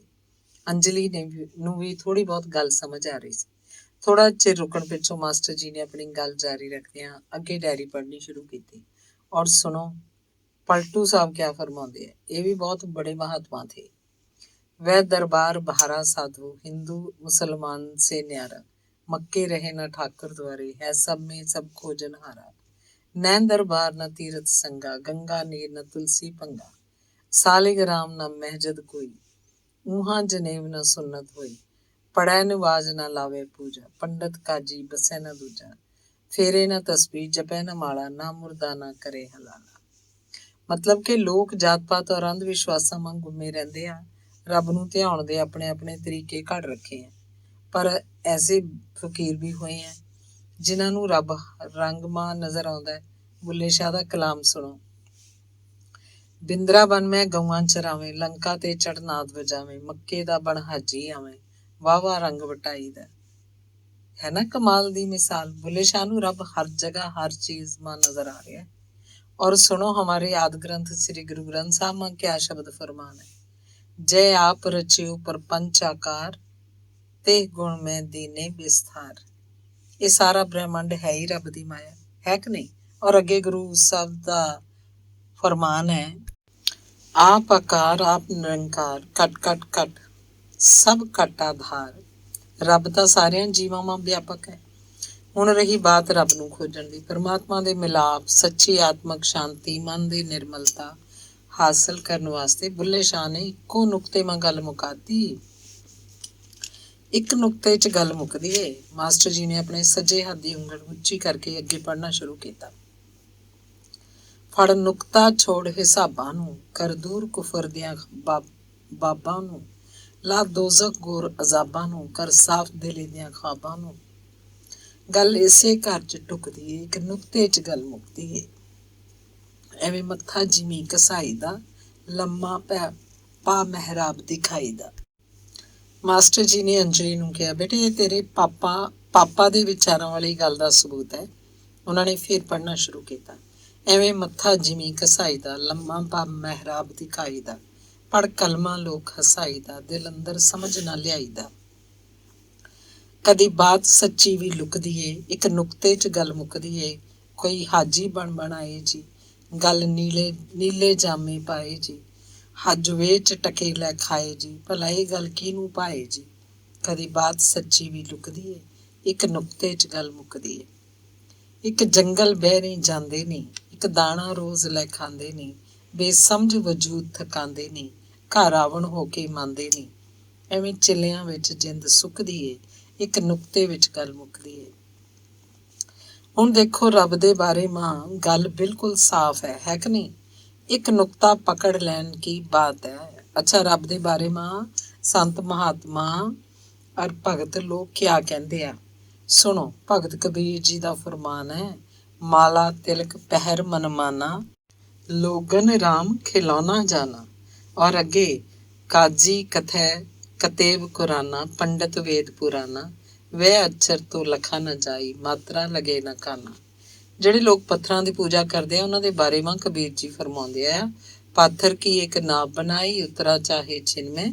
ਔਰ ਅੱਗੇ ਰਾਮ ਬਿਨਾ ਸੰਸਾਰ ਧੁੰਦ ਕੁਹੇਰਾ, ਸਿਰ ਪ੍ਰਗਟਿਆ ਜਮ ਕਾ ਫੇਰਾ, ਦੇ ਪੂਜ ਪੂਜ ਹਿੰਦੂ ਮੂਏ, ਤੁਰਕ ਮੂਏ ਹਜਾਈ। जटा बांध बांध जोगी मुए, इनमें किन्हों ना पाई, कवि कवि ने कविता मुए, कापड़ी केदारा जाई, केस लूच लूच मुए बरतियां, इनमें किन्हों ना पाई, धन संच ते राजे मुए, अगले कंचन भारी, वेद पढ़ पढ़ पंडित मुए, रूप भुले मुई नारी, जे नर जोगा जुगत कर जाने, खोजे आप शरीरा, तिनको मुक्त का संसा नाही, ਕਹਿਤ ਜੁਲਾਹ ਕਬੀਰਾ। ਕਬੀਰ ਜੀ ਦੇ ਵਿਚਾਰ ਕਿੰਨੇ ਸ਼ੁੱਧ ਔਰ ਨਿਰਮਲ ਹੈ ਕਿ ਨਹੀਂ। ਅੱਛੇ ਕਰਮਾਂ ਦਾ ਫਲ ਹਮੇਸ਼ਾ ਅੱਛਾ ਹੁੰਦਾ ਹੈ। ਮਾੜੇ ਕਰਮ ਕਰਕੇ ਅੱਛਾਈ ਕੀ ਉਮੀਦ ਰੱਖਣਾ ਮੂਰਖਤਾ ਹੀ ਹੁੰਦੀ ਹੈ। ਬਾਬਾ ਫਰੀਦ ਜੀ ਦਾ ਇਸ ਬਾਰੇ ਮਾਂ ਫੁਰਮਾਨ ਹੈ, ਫਰੀਦਾ ਲੋੜੈ ਦਾਖ ਬਜੂਰੀਆਂ, ਕਿੱਕਰ ਬੀਜੈ ਜੱਟ, ਹੰਡੈ ਉਨ ਕਤਾਏ ਦਾ ਪੈਦਾ ਲੋੜੈ ਪੱਟ, ਸੱਚੇ ਪ੍ਰੇਮ ਦਾ ਦੂਜਾ ਨਾਮ ਵੀ ਰੱਬ ਹੀ ਹੈ। कबीर जी ने फरमाया था, पोथी पढ़ पढ़ जग मुआ, पंडित हुआ न कोई, एक है अक्षर प्रेम का, पढ़े सो पंडित होए। समझने की बात है, सच्चे प्रेम अगे पोथियां भी कोई माने नहीं रखदियां। बहुतियां पोथियां पढ़ के भी कोई बहुती समझ भी नहीं आ सकती, जिन्ना चिर दिल मां सच्ची शरधा और प्यार ना होवे, है कि नहीं। जिस इंसान मां सच्ची शरधा लगन हुंदी है, ਉਹਦੀ ਸੋਚ ਹੀ ਅਲੱਗ ਹੁੰਦੀ ਹੈ। ਭਗਤ ਨਾਮਦੇਵ ਜੀ ਦਾ ਸ਼ਬਦ ਸੁਣੋ, ਜੋ ਰਾਜ ਦੇ ਤਾਂ ਕਵਨ ਵਡਾਈ, ਜੇ ਭੀਖ ਮੰਗਾਵੇ ਤਾਂ ਕਿਆ ਘਟ ਜਾਏ। ਤਾਤਪਰਜ ਇਹ ਹੈ ਕਿ ਬੰਦੇ ਨੂੰ ਹਰ ਹਾਲ ਮਾਂ ਖੁਸ਼ ਔਰ ਸੰਤੁਲਿਤ ਰਹਿਣਾ ਚਾਹੀਦਾ ਹੈ। ਜੋ ਲੋਕ ਅਜਬ ਢੰਗ ਤਰੀਕਿਆਂ ਨਾਲ ਰੱਬ ਨੂੰ ਰਿਝਾ ਕੇ ਭੁਲੇਖੇ ਪਾਲਦੇ ਰਹਿੰਦੇ ਹੈ ਕਿ ਉਹ ਭਗਤ ਬਣ ਗਏ, ਉਹ ਢੋਂਗੀ ਕਹਾਉਂਦੇ ਹੈ। ਕਬੀਰ ਸਾਹਿਬ ਨੂੰ ਜਿਹੜੀ ਬਾਤ ਹੈਰਾਨ ਕਰਦੀ ਹੈ ਉਹ ਇਹੀ ਹੈ, ਕਹਿੰਦੇ ਹੈ, ना जाने तेरा साहिब कैसा है, मस्जिद भीतर मुल्ला पुकारे, क्या साहिब तेरा बहरा है, चिंटी के पग नेवर बाजे, सो भी साहिब सुनता है, पंडित होए के आसन मारे, लंबी माला जपता है, अंतर तेरे कपट कतरनी, सो भी साहिब लिखता है, ऊंचा नीचा महल बनाया, गहरी नींव जमाता है, चलने का मनसूबा नहीं, रहने को मन करता है, कौडी कौडी माया जोड़ी, गाढ़ जीवी में धरता है, हीरा पाए परख न जाने, कौडी परखन करता है। कहत कबीर सुनो भाई साधो, हर जैसे को तैसा है। कबीर साहब ਪਖੰਡੀ ਲੋਕਾਂ ਨੂੰ ਖਰੀਆਂ ਖਰੀਆਂ ਸੁਣਾਇਆ ਕਰਦੇ ਤੇ ਉਹਨਾਂ ਦੀਆਂ ਸੱਚੀਆਂ ਗੱਲਾਂ ਪੰਡਤਾਂ ਤੇ ਮੁਲਾਣਿਆਂ ਨੂੰ ਕੌੜੀਆਂ ਲੱਗਦੀਆਂ, ਉਹਨਾਂ ਨੂੰ ਮਾਰਨ ਦੌੜਦੇ। ਪਰ ਫਿਰ ਵੀ ਕਬੀਰ ਜੀ ਨੇ ਸੱਚ ਦਾ ਪੱਲਾ ਕਦੇ ਨਾ ਛੱਡਿਆ, ਰੱਬ ਨਾਲ ਸੱਚੀ ਲਗਨ ਲਗਾਈ ਰੱਖੀ। ਇਸ ਵਿਸ਼ੇ ਪਰ ਕਬੀਰ ਜੀ ਨੇ ਫਰਮਾਇਆ, साधो देखो जग बौराना, साच कहे तो मारन धावे, झूठे जग पतियाना, हिंदू कहत है राम हमारा, मुसलमान रहमाना, आपस में दो लड़ मरत है, मर्म कोई नहीं जाना, बहुत मिले मोहे नेमी धर्मी, प्रातः करे स्नाना, आत्म छोड़ पखाने पूजे, तिनका थोथा ज्ञाना, आसन मार डिम्ब धर बैठे, बैठे मन में बहुत गुमाना, पीतर पाथर पूजन लगे, तीरथ बरत पुलाना, माला पहरे टोपी पहरे, छाप तिलक अनुमाना, साखी शब्द गावत फूले, आत्म खबर न जाना, घर घर मंत्र जो देत फिरत है, माया के अभिमाना, गुरुआ साहित शिष सब बूढ़े, अंत काल पछताना, बहुत तक देखे पीर औलिया, पढ़े किताब कुराना, करै मुरीद कब्र बतलावे, उन्हों खुदा ना जाना। हिंदू की दया मेहर तुर्कन की, दोनों घर से भागी। वह करे वे झटका मारे, आग देव दो घर लागी। या बिद हंसत चलत है हमको, आप कहाँ वे सियाना। कहे कबीर सुनो पै साधो, इनमें कौन दीवाना। देखो बेटा, रब शब्द का कोई धर्म नहीं। ये शब्द दुनिया के कई धर्मां के लोग जाणदे आ, शरधा भी रखते हैं। गुरु नानक देव जी ने आदि ग्रंथ मां सब तो शुरू विच ही फरमाया है कि रब एक है, सच्चा ਉਹਦਾ नाम है। वो आप ही करन करावनहार है, वो भै रहता है, वो किसी का वैरी नहीं, ਉਹਦੀ कोई शक्ल ਜਾਂ वजूद नहीं, वो जन्म मरण के बंधनों तो भी मुक्त है, और वो आप ही अपने आप ਨੂੰ ਸਾਜਣ वाला है। इस करके उसी का नाम जपना चाहिए। ये सच्चाई गुरु साहब ने हमेशा हमेशा वास्ते बयान कर दी है कि नहीं। गुरुआं संतां और भगतां ने लोगों को समझाया कि जीवां नूं प्यार करना चाहिए और दुनियावी चीज़ों नूं इस्तेमाल करना चाहिए। और लोग करते हैं तो उल्ट, लोग प्यार तो करते हैं चीज़ों वस्तां नूं, मिट्टी नूं, और इस्तेमाल करते हैं लोगों नूं और जीवां नूं। चरणजीत ते अंजलि मंत्र मुग्ध जे होए बैठे सी, समय का ख्याल नहीं सी, पता ही ना लगा कदों खासा हनेरा हो गया। अखीर भगत सिंह रोटी ਦੀ ਉਡੀਕ ਉਡੀਕ ਕੇ ਆਪ ਉਹਨਾਂ ਨੂੰ ਬੁਲਾਉਣ ਆਇਆ, ਤਾਂ ਸਭ ਨੂੰ ਅਹਿਸਾਸ ਹੋਇਆ ਕਿ ਗੱਲਾਂ ਕਰਦਿਆਂ ਬਹੁਤ ਸਮਾਂ ਹੋ ਚੁੱਕਾ ਹੈ। ਉਹਨਾਂ ਨੇ ਜਾਣ ਤੋਂ ਪਹਿਲਾਂ ਮਾਸਟਰ ਜੀ ਤੇ ਕਮਲਾ ਹੋਰਾਂ ਦੇ ਪੈਰ ਛੂਏ। ਘਰ ਤੱਕ ਆਉਂਦਿਆਂ ਕਿਸੇ ਨੇ ਕੋਈ ਗੱਲ ਨਾ ਕੀਤੀ। ਇਉਂ ਲੱਗ ਰਿਹਾ ਸੀ ਜਿਵੇਂ ਅਜੇ ਵੀ ਮਾਸਟਰ ਜੀ ਉਹਨਾਂ ਨੂੰ ਉਂਗਲ ਲਾਈ ਅੰਬਰਾਂ ਦੀਆਂ ਸੈਰਾਂ ਕਰਵਾ ਰਹੇ ਹੋਣ। ਰੋਟੀ ਦੀ ਤਾਂ ਜਿਵੇਂ ਭੁੱਖ ਹੀ ਨਹੀਂ ਸੀ ਰਹੀ। ਧੰਨਵਾਦ। 8ਵੀਂ ਕਿਸ਼ਤ। ਗੁਰਨੇਕ ਕੰਧ ਨਾਲ ਲੱਗੇ ਮੰਜੇ ਤੇ ਦੋ ਸਰਾਣੇ ਕੰਧ ਨਾਲ ਲਾ ਕੇ ਗੋਡਿਆਂ ਤੇ ਫੱਟੀ ਰੱਖ ਕੇ ਜਾਂ ਤਾਂ ਕਵਿਤਾਵਾਂ ਲਿਖਦਾ ਜਾਂ ਲੋਕਾਂ ਨੂੰ ਲੰਮੀਆਂ ਚਿੱਠੀਆਂ। ਜਦੋਂ ਲਿਖ ਨਾ ਰਿਹਾ ਹੁੰਦਾ ਤਾਂ ਆਦਤ ਅਨੁਸਾਰ ਉਹ ਸੱਜੇ ਗੋਡੇ ਤੇ ਸੱਜੀ ਕੂਹਣੀ ਰੱਖ ਕੇ ਸੱਜੇ ਹੱਥ ਦੀਆਂ 4 ਉਂਗਲਾਂ ਮੱਥੇ ਤੇ ਰੱਖ ਲੈਂਦਾ ਤੇ ਅੰਗੂਠਾ ਸੱਜੀ ਪੁੜਪੁੜੀ ਤੇ ਰੱਖ ਲੈਂਦਾ। ਇਉਂ ਬੈਠਾ ਡੂੰਘੀ ਸੋਚ ਵਿੱਚ ਡੁੱਬਿਆ ਲੱਗਦਾ, ਜਾਂ ਕਿਸੇ ਗੱਲ ਤੋਂ ਬੜਾ ਦੁਖੀ ਹੋਇਆ ਲੱਗਦਾ, ਜਾਂ ਕੋਈ ਕਵਿਤਾ ਦੀ ਕਲਪਨਾ ਕਰਦਾ ਲੱਗਦਾ। ਕਦੇ ਕਦੇ ਇਉਂ ਵੀ ਲੱਗਦਾ ਜਿਵੇਂ ਉਹ ਆਪਣਾ ਚਿਹਰਾ ਲੋਕਾਂ ਤੋਂ ਲੁਕਾਉਣਾ ਚਾਹੁੰਦਾ ਹੋਵੇ। ਇਉਂ ਬੈਠਿਆਂ ਉਹਦਾ ਸੱਜਾ ਗੁੱਟ ਪੀੜ ਕਰਦਾ ਲੱਗਦਾ। ਉਹ ਖੱਬੇ ਹੱਥ ਨਾਲ ਆਪਣੇ ਸੱਜੇ ਗੁੱਟ ਨੂੰ ਘੁੱਟਦਾ ਰਹਿੰਦਾ। ਅੱਜ ਕੱਲ੍ਹ ਬਹੁਤਾ ਉਹ 2-3 ਸਮੱਸਿਆ ਬਾਰੇ ਸੋਚਦਾ ਰਹਿੰਦਾ। ਇੱਕ ਤਾਂ ਅਗਲੀ ਕਵਿਤਾਵਾਂ ਦੀ ਕਿਤਾਬ 'ਚ ਪਾਉਣ ਬਾਰੇ। ਕੋਈ 35-40 ਕਵਿਤਾਵਾਂ ਇਕੱਠੀਆਂ ਹੋ ਚੁੱਕੀਆਂ ਸੀ, ਛਪੀਆਂ ਅਣਛਪੀਆਂ, ਜਿਹੜੀਆਂ ਉਹਨੇ ਅਜੇ ਛਾਂਟਣੀਆਂ ਸਨ ਤੇ ਉਹਨਾਂ ਨੂੰ ਕਿਤਾਬ ਦੀ ਸ਼ਕਲ 'ਚ ਤਰਤੀਬਵਾਰ ਜੋੜਨਾ ਸੀ। ਪਰ ਇਸ ਕੰਮ ਨਾਲੋਂ ਬਹੁਤਾ ਉਹ ਕਿਤਾਬ ਦੀ ਸਫਲਤਾ ਬਾਰੇ ਫਿਕਰ ਕਰਦਾ। ਸਾਹਿਤ ਸਭਾਵਾਂ 'ਚ ਲੋਕਾਂ ਦੀਆਂ ਗੱਲਾਂ ਧਿਆਨ ਨਾਲ ਸੁਣਦਾ। ਚੰਡੀਗੜ੍ਹ, ਲੁਧਿਆਣੇ ਜਾਂ ਦਿੱਲੀ ਕੌਣ ਕਿਤਾਬਾਂ ਦੀ ਚੋਣ ਕਰਨ ਲਈ ਨਾਮਜ਼ਦ ਹੋਏ ਹਨ, ਕੌਣ ਕਿੱਥੇ ਹੈ, ਕਿਹੜੀਆਂ ਕਿਤਾਬਾਂ ਰਾਜ ਪੱਧਰ 'ਤੇ ਅਤੇ ਕਿਹੜੀਆਂ ਰਾਸ਼ਟਰੀ ਪੱਧਰ 'ਤੇ ਪਹੁੰਚਣਗੀਆਂ ਉਮੀਦਵਾਰ ਹਨ, ਕੌਣ ਕੀ ਕੁਝ ਲਿਖ ਰਿਹਾ। ਜਿਨ੍ਹਾਂ ਨੂੰ ਹੁਣ ਉਹ ਆਪਣੇ ਮੁਕਾਬਲੇ ਦੇ ਕਵੀ ਸਮਝਣ ਲੱਗ ਪਿਆ ਸੀ, ਉਹਨਾਂ ਦੀਆਂ ਕਵਿਤਾਵਾਂ ਅਤੇ ਕਿਤਾਬਾਂ ਜ਼ਰੂਰ ਪੜ੍ਹਦਾ। ਪਰ ਬਹੁਤਾ ਉਹ ਸਾਹਿਤ ਖੇਤਰ 'ਚ ਨਾਮਵਰ ਸਾਹਿਤਕਾਰਾਂ ਨਾਲ ਚਿੱਠੀਆਂ ਰਾਹੀਂ ਨੇੜਤਾ ਪੈਦਾ ਕਰਨ ਦੀ ਪੂਰੀ ਕੋਸ਼ਿਸ਼ ਕਰਦਾ। ਉਹਨਾਂ ਦੀਆਂ ਕਿਤਾਬਾਂ ਪੜ੍ਹ ਕੇ ਉਹਨਾਂ ਦੀਆਂ ਤਾਰੀਫਾਂ ਦੇ ਪੁਲ ਬੰਨ੍ਹਦਾ, ਆਪਣੀਆਂ ਬਿਮਾਰੀਆਂ ਦਾ ਜ਼ਿਕਰ ਜ਼ਰੂਰ ਕਰਦਾ। ਇਹੋ ਜਿਹੇ ਸਾਰੇ ਕੰਮ ਆਉਣ ਵਾਲੇ ਲੋਕਾਂ ਦੀ ਲਿਸਟ ਬਣਾ ਕੇ ਹਫ਼ਤਾਵਰ ਚਿੱਠੀਆਂ ਜ਼ਰੂਰ ਲਿਖਦਾ। ਉਹਨੇ ਪੱਕਾ ਧਾਰ ਲਿਆ ਸੀ ਕਿ ਜਦੋਂ ਵੀ ਉਹਦੀ ਅਗਲੀ ਕਿਤਾਬ ਛਪ ਕੇ ਆਏਗੀ, ਉਹ ਤੋਂ ਪਹਿਲਾਂ ਹੀ ਸਾਹਿਤ ਦੇ ਨਾਮਵਰ ਲੋਕਾਂ ਨੂੰ ਉਹਦੇ ਸਿਰ 'ਚ ਕੈਂਸਰ ਦੀ ਰਸੌਲੀ ਬਾਰੇ ਜਾਣਕਾਰੀ ਹੋ ਜਾਣੀ ਚਾਹੀਦੀ ਹੈ। ਇਸ ਸੋਚ ਨਾਲ ਉਹ ਅਕਸਰ ਚਿੱਠੀਆਂ ਵਿੱਚ ਆਪਣੇ ਸਿਰ 'ਚ ਅਸਹਿ ਦਰਦ ਹੋਣ ਬਾਰੇ ਲੋਕਾਂ ਨੂੰ ਲਿਖਦਾ ਰਹਿੰਦਾ। ਕਈ ਨਜ਼ਦੀਕੀ ਯਾਰਾਂ ਦੋਸਤਾਂ ਨੂੰ ਸਿਰ ਦਰਦ ਦਾ ਕਾਰਨ ਉਹ ਕਵਿਤਾਵਾਂ ਲਿਖਣ ਲਈ ਸੋਚਾਂ ਵਿੱਚ ਆਪਣੇ ਡੂੰਘੇ ਉਤਰ ਜਾਣ ਨੂੰ ਗਿਣਦਾ। ਰਾਤਾਂ ਨੂੰ ਨੀਂਦ ਨਾ ਆਉਣਾ, ਲਗਾਤਾਰ ਸਿਰ ਦਰਦ ਦੀਆਂ ਗੋਲੀਆਂ ਖਾ ਕੇ ਵੀ ਆਰਾਮ ਨਾ ਆਉਣਾ, ਤੇ ਸਿਰ ਦਰਦ ਦਾ ਇਸ ਹੱਦ ਤੱਕ ਵੱਧ ਜਾਣਾ ਕਿ ਕੰਧਾਂ ਨੂੰ ਟੱਕਰਾਂ ਮਾਰਨ ਦੀ ਨੌਬਤ ਆ ਜਾਣੀ, ਅਜਿਹੀਆਂ ਗੱਲਾਂ ਅੱਜ ਕੱਲ੍ਹ ਉਹਦੀਆਂ ਚਿੱਠੀਆਂ ਦਾ ਅਹਿਮ ਹਿੱਸਾ ਹੁੰਦੀਆਂ ਸਨ। ਹਰ ਦੂਜੇ ਹਫ਼ਤੇ ਪਹਿਲੀ ਨਾਲੋਂ ਦੂਜੀ ਚਿੱਠੀ 'ਚ ਬਿਮਾਰੀ ਵਧੀ ਹੁੰਦੀ ਤੇ ਪਤਾ ਨਹੀਂ ਕਿਹੜੇ ਵੇਲੇ ਤੇ ਕਦੋਂ ਕੀ ਹੋ ਜਾਵੇ ਵਰਗੇ ਸ਼ਬਦਾਂ ਦੀ ਵਰਤੋਂ ਵੱਧ ਜਾਂਦੀ।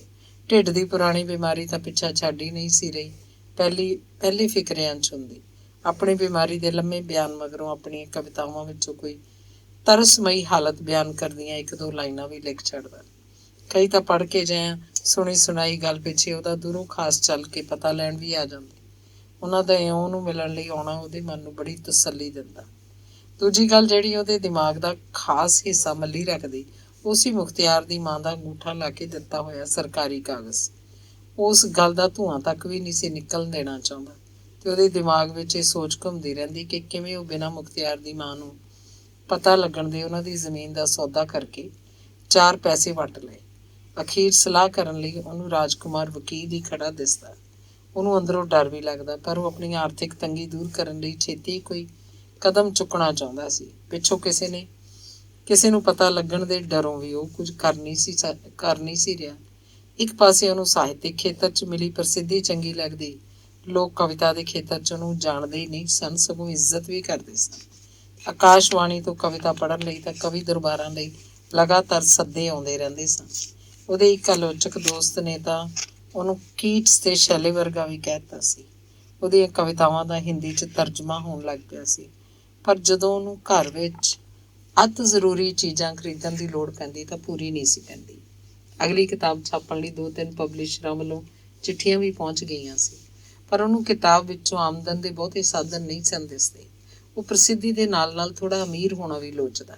ਇਸ 'ਚ ਬੁਰਾਈ ਵੀ ਕੀ ਸੀ? ਕੁਝ ਕਵਿਤਾਵਾਂ ਲਿਖ ਕੇ ਹੀ ਅਮੀਰ ਹੋ ਗਏ ਲੱਗਦੇ ਸੀ। ਜੇ ਅਸਲ 'ਚ ਨਹੀਂ ਵੀ ਸਨ ਤਾਂ ਲੱਗਦੇ ਤਾਂ ਸਨ।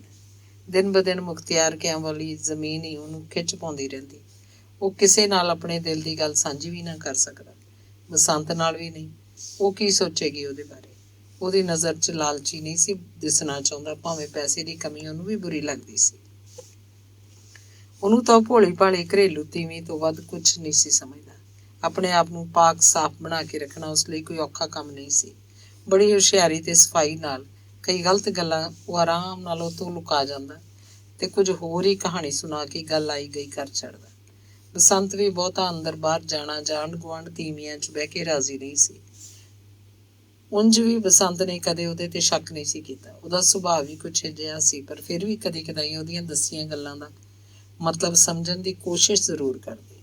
ਉਹ ਇੱਕ ਗਿਲਾ ਉਹਨੀ ਦਿਨੀ ਉਸ ਨਾਲ ਕਰਦੀ, ਉਹ ਇਹ ਕਿ ਉਹ ਨਿੱਕੀ ਨੂੰ ਪਿਆਰ ਨਹੀਂ ਸੀ ਕਰਦਾ, ਉਹਨੂੰ ਖਿਡਾਉਂਦਾ ਨਹੀਂ ਸੀ, ਉਹਨੂੰ ਕਦੇ ਚੁੱਕਦਾ ਵੀ ਨਹੀਂ ਸੀ, ਕਦੇ ਵੀ ਇੱਕ ਬਾਪ ਵਾਂਗ ਲਾਡ ਨਹੀਂ ਸੀ ਲਟਾਉਂਦਾ। ਇਹ ਵਿਚਾਰੀ ਤੁਹਾਡੇ ਕੰਨੀ ਝਾਕਦੀ ਰਹਿੰਦੀ ਹੈ ਤੇ ਬਈ ਮੈਨੂੰ ਮੇਰੇ ਡੈਡੀ ਚੱਕਣਗੇ, ਪਰ ਤੁਸੀਂ ਕਦੇ ਨਹੀਂ ਇਹਨੂੰ ਚੱਕਦੇ। ਬਸੰਤ ਅਹਿਸਾਸ ਕਰਾਉਂਦੀ ਰਹਿੰਦੀ, ਨਹੀਂ ਇਹੋ ਜਿਹੀ ਕਿਹੜੀ ਗੱਲ ਹੈ, ਜਾਂ ਫੜਾ ਮੈਨੂੰ, ਮੈਂ ਹੁਣੇ ਚੱਕ ਲੈਣਾ। ਉਹ ਇਹਦੀ ਤਾਂ ਫਰਾਕ ਗਿੱਲੀ ਹੋਈ ਪਈ ਹੈ, ਬਦਲ ਇਹਨੂੰ। ਇਹੋ ਜਿਹਾ ਕੋਈ ਬਹਾਨਾ ਬਣਾ ਕੇ ਉਹ ਨਿੱਕੀ ਨੂੰ ਮੁੜ ਬਸੰਤ ਨੂੰ ਫੜਾ ਦਿੰਦਾ ਤੇ ਅੰਦਰ ਮੰਜੇ ਤੇ ਜਾ ਕੇ ਬਹਿ ਕੇ ਸੱਜਾ ਹੱਥ ਆਪਣੇ ਮੱਥੇ ਤੇ ਧਰ ਲੈਂਦਾ।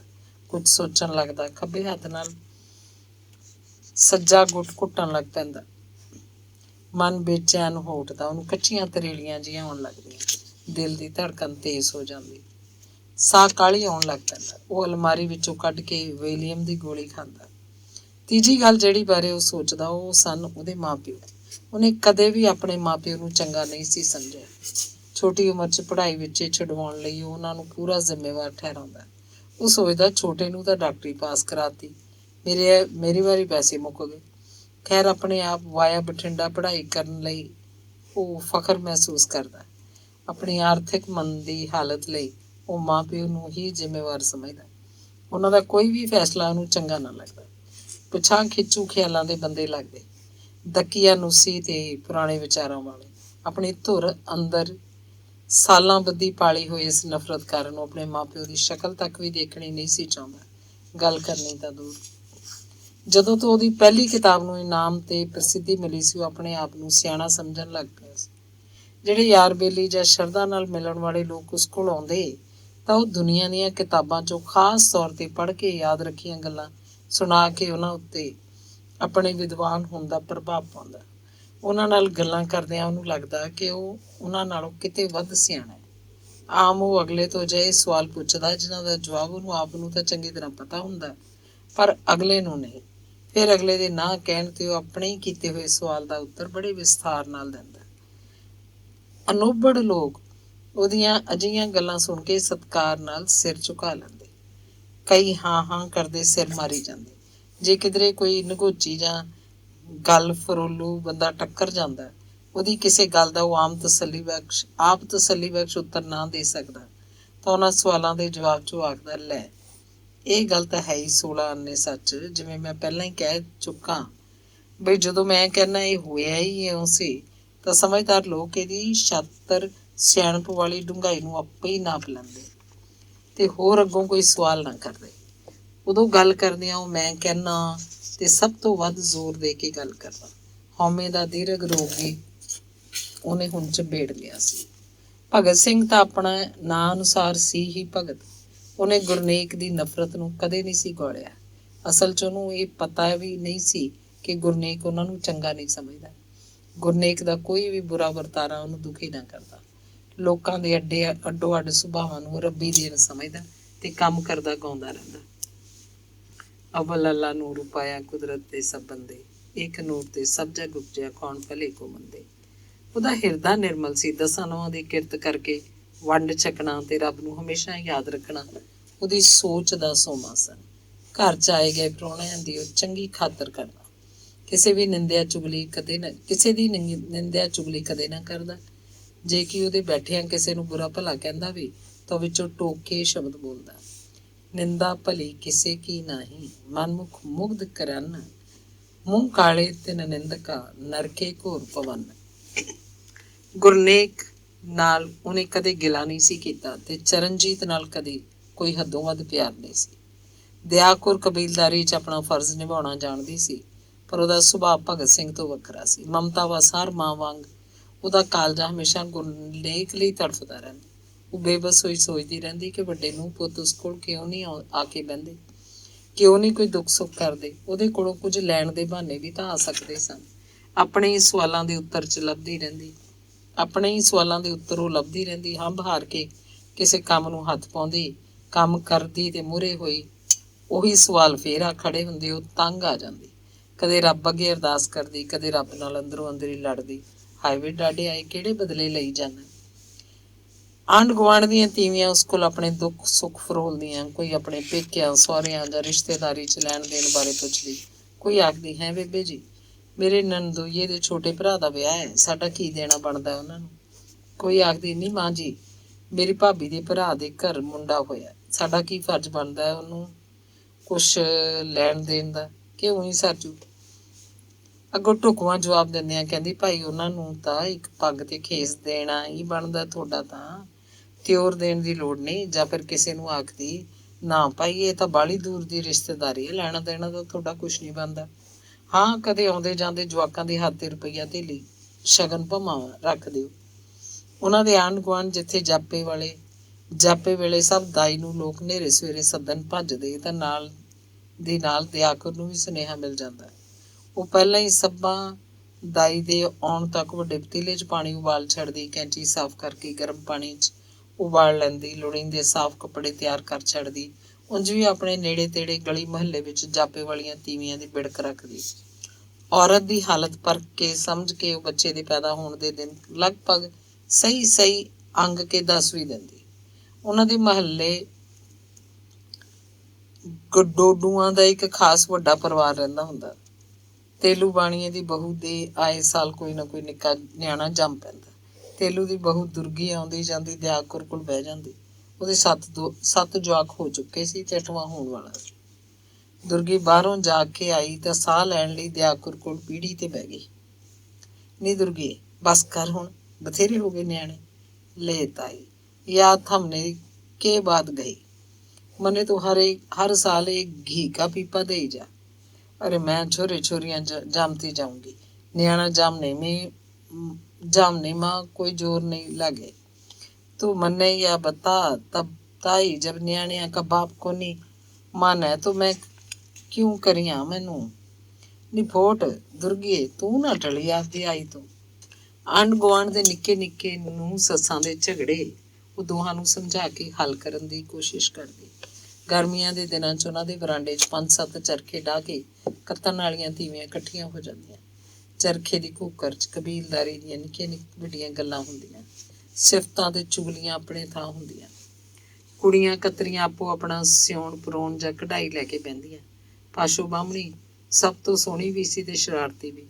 ਉਹਨੂੰ ਹਰ ਵੇਲੇ ਕੋਈ ਨਾ ਕੋਈ ਸ਼ਰਾਰਤ ਸੁੱਝਦੀ ਰਹਿੰਦੀ ਜਾਂ ਉਹ ਕਿਸੇ ਨਾ ਕਿਸੇ ਨੂੰ ਛੇੜਦੀ ਰਹਿੰਦੀ। ਉਹਦੇ ਆਉਂਦਿਆਂ ਸਾਰੇ ਹਾਸਿਆਂ ਦਾ ਹੜ੍ਹ ਆ ਜਾਂਦਾ। ਨੂੰਹਾਂ ਮੂੰਹ 'ਚ ਘੁੰਡ ਦੇ ਪੱਲੇ ਲੈ ਕੇ ਹੱਸਦੀਆਂ, ਕੁੜੀਆਂ ਮੂੰਹ ਤੇ ਹੱਥ ਰੱਖ ਲੈਂਦੀਆਂ। ਉਹ ਰੰਨਾਂ 'ਚ ਧੰਨਾ ਬਣ ਜਾਂਦੀ। ਜਿਸ ਦਿਨ ਉਹ ਨਾ ਆਉਂਦੀ, ਕੋਈ ਨਾ ਕੋਈ ਬਿੰਦੇ ਝੱਟੇ ਆਖਦੀ, ਕੁੜੇ ਅੱਜ ਆਈ ਨਹੀਂ ਪਾਸ਼ੋ, ਪਤਾ ਨਹੀਂ ਕੀ ਗੱਲ ਹੋ ਗਈ। ਗਡੋਡੂ ਔਰਤਾਂ ਗਰਮੀਆਂ 'ਚ ਸਰੀਰ ਢੱਕਣ ਲਈ ਇੱਕ ਮਲਮਲ ਦੀ ਕੁੜਤੀ ਜਿਹੀ ਤੇ ਤੇੜ ਸਿਰਫ ਪੇਟੀਕੋਟ ਪਾ ਕੇ ਆਉਂਦੀਆਂ। ਕੋਈ ਬਰੀਕ ਜਿਹੀ ਚੁੰਨੀ ਵੀ ਉੱਤੋਂ ਦੀ ਲੈ ਆਉਂਦੀ। ਦਿਆਕੁਰ ਹੋਰਾਂ ਦਾ ਬਰਾਂਡਾ ਵਾਹਵਾ ਖੁੱਲ੍ਹਾ ਸੀ ਤੇ ਉਹ ਚੁਬਾਰਾ ਹੋਣ ਕਰਕੇ ਗਰਮੀ ਵੀ ਘੱਟ ਲੱਗਦੀ।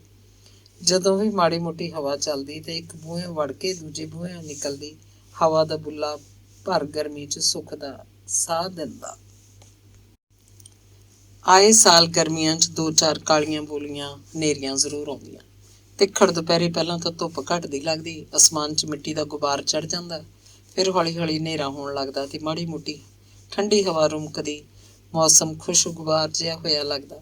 ਲੋਕ ਲੱਖਣ ਲਾ ਕੇ ਬਾਹਰ ਨਿਕਲ ਕੇ ਅਸਮਾਨ ਵੱਲ ਨਿਗਾਹ ਮਾਰਦੇ, ਇਹ ਦੇਖਣ ਲਈ ਕਿ ਹਨੇਰੀ ਕਿਹੜੇ ਪਾਸਿਓਂ ਚੜ੍ਹੀ ਆ ਰਹੀ ਹੈ। ਲੋੜ ਅਨੁਸਾਰ ਬਾਹਰ ਪਿਆ ਅਸਮਾਨ ਤੇ ਭਾਂਡਾ ਟੀਂਡਾ ਸੰਭਾਲਦੇ, ਪਸ਼ੂਆਂ ਨੂੰ ਅੰਦਰ ਬੰਨ੍ਹਦੇ। ਫਿਰ ਕੁਝ ਚਿਰ ਪਿੱਛੋਂ ਹਵਾ ਤੇਜ਼ ਹੁੰਦੀ ਰੇਤਾ ਮਿੱਟੀ ਨਾਲ ਹੀ ਲਈ ਆਉਂਦੀ। ਹਨੇਰੀ ਹੋਰ ਤੇਜ਼ ਹੁੰਦੀ ਤੇ ਬੂਹਿਆਂ ਦੀਆਂ ਝੀਥਾਂ ਵਿੱਚੋਂ ਛੂਕਦੀ ਲੋਕਾਂ ਦੇ ਘਰ ਅੰਦਰੋਂ ਬਾਹਰੋਂ ਰੇਤੇ ਮਿੱਟੀ ਨਾਲ ਭਰ ਜਾਂਦੀ। ਕਦੇ ਹਨੇਰੀ ਪਿੱਛੋਂ ਮੀਂਹ ਵੀ ਪੈ ਜਾਂਦਾ। ਮੀਂਹ ਨਾਲ ਮਿੱਟੀ ਤੇ ਪੈਂਦੀਆਂ ਪਹਿਲੀਆਂ ਕਣੀਆਂ ਪਿੱਛੋਂ ਧਰਤੀ 'ਚੋਂ ਇੱਕ ਸੁਖਾਵੀਂ ਜਿਹੀ ਖੁਸ਼ਬੂ ਆਉਂਦੀ। ਧਰਤੀ ਦੀ ਕੁਦਰਤੀ ਸੁਗੰਧ, ਕੁਦਰਤ ਦੀਆਂ ਵਿਲੱਖਣ ਖੁਸ਼ਬੂਆਂ ਵਰਗੀ, ਇਸ ਵਰਗੀ ਹੋਰ ਕੋਈ ਖੁਸ਼ਬੂ ਨਹੀਂ।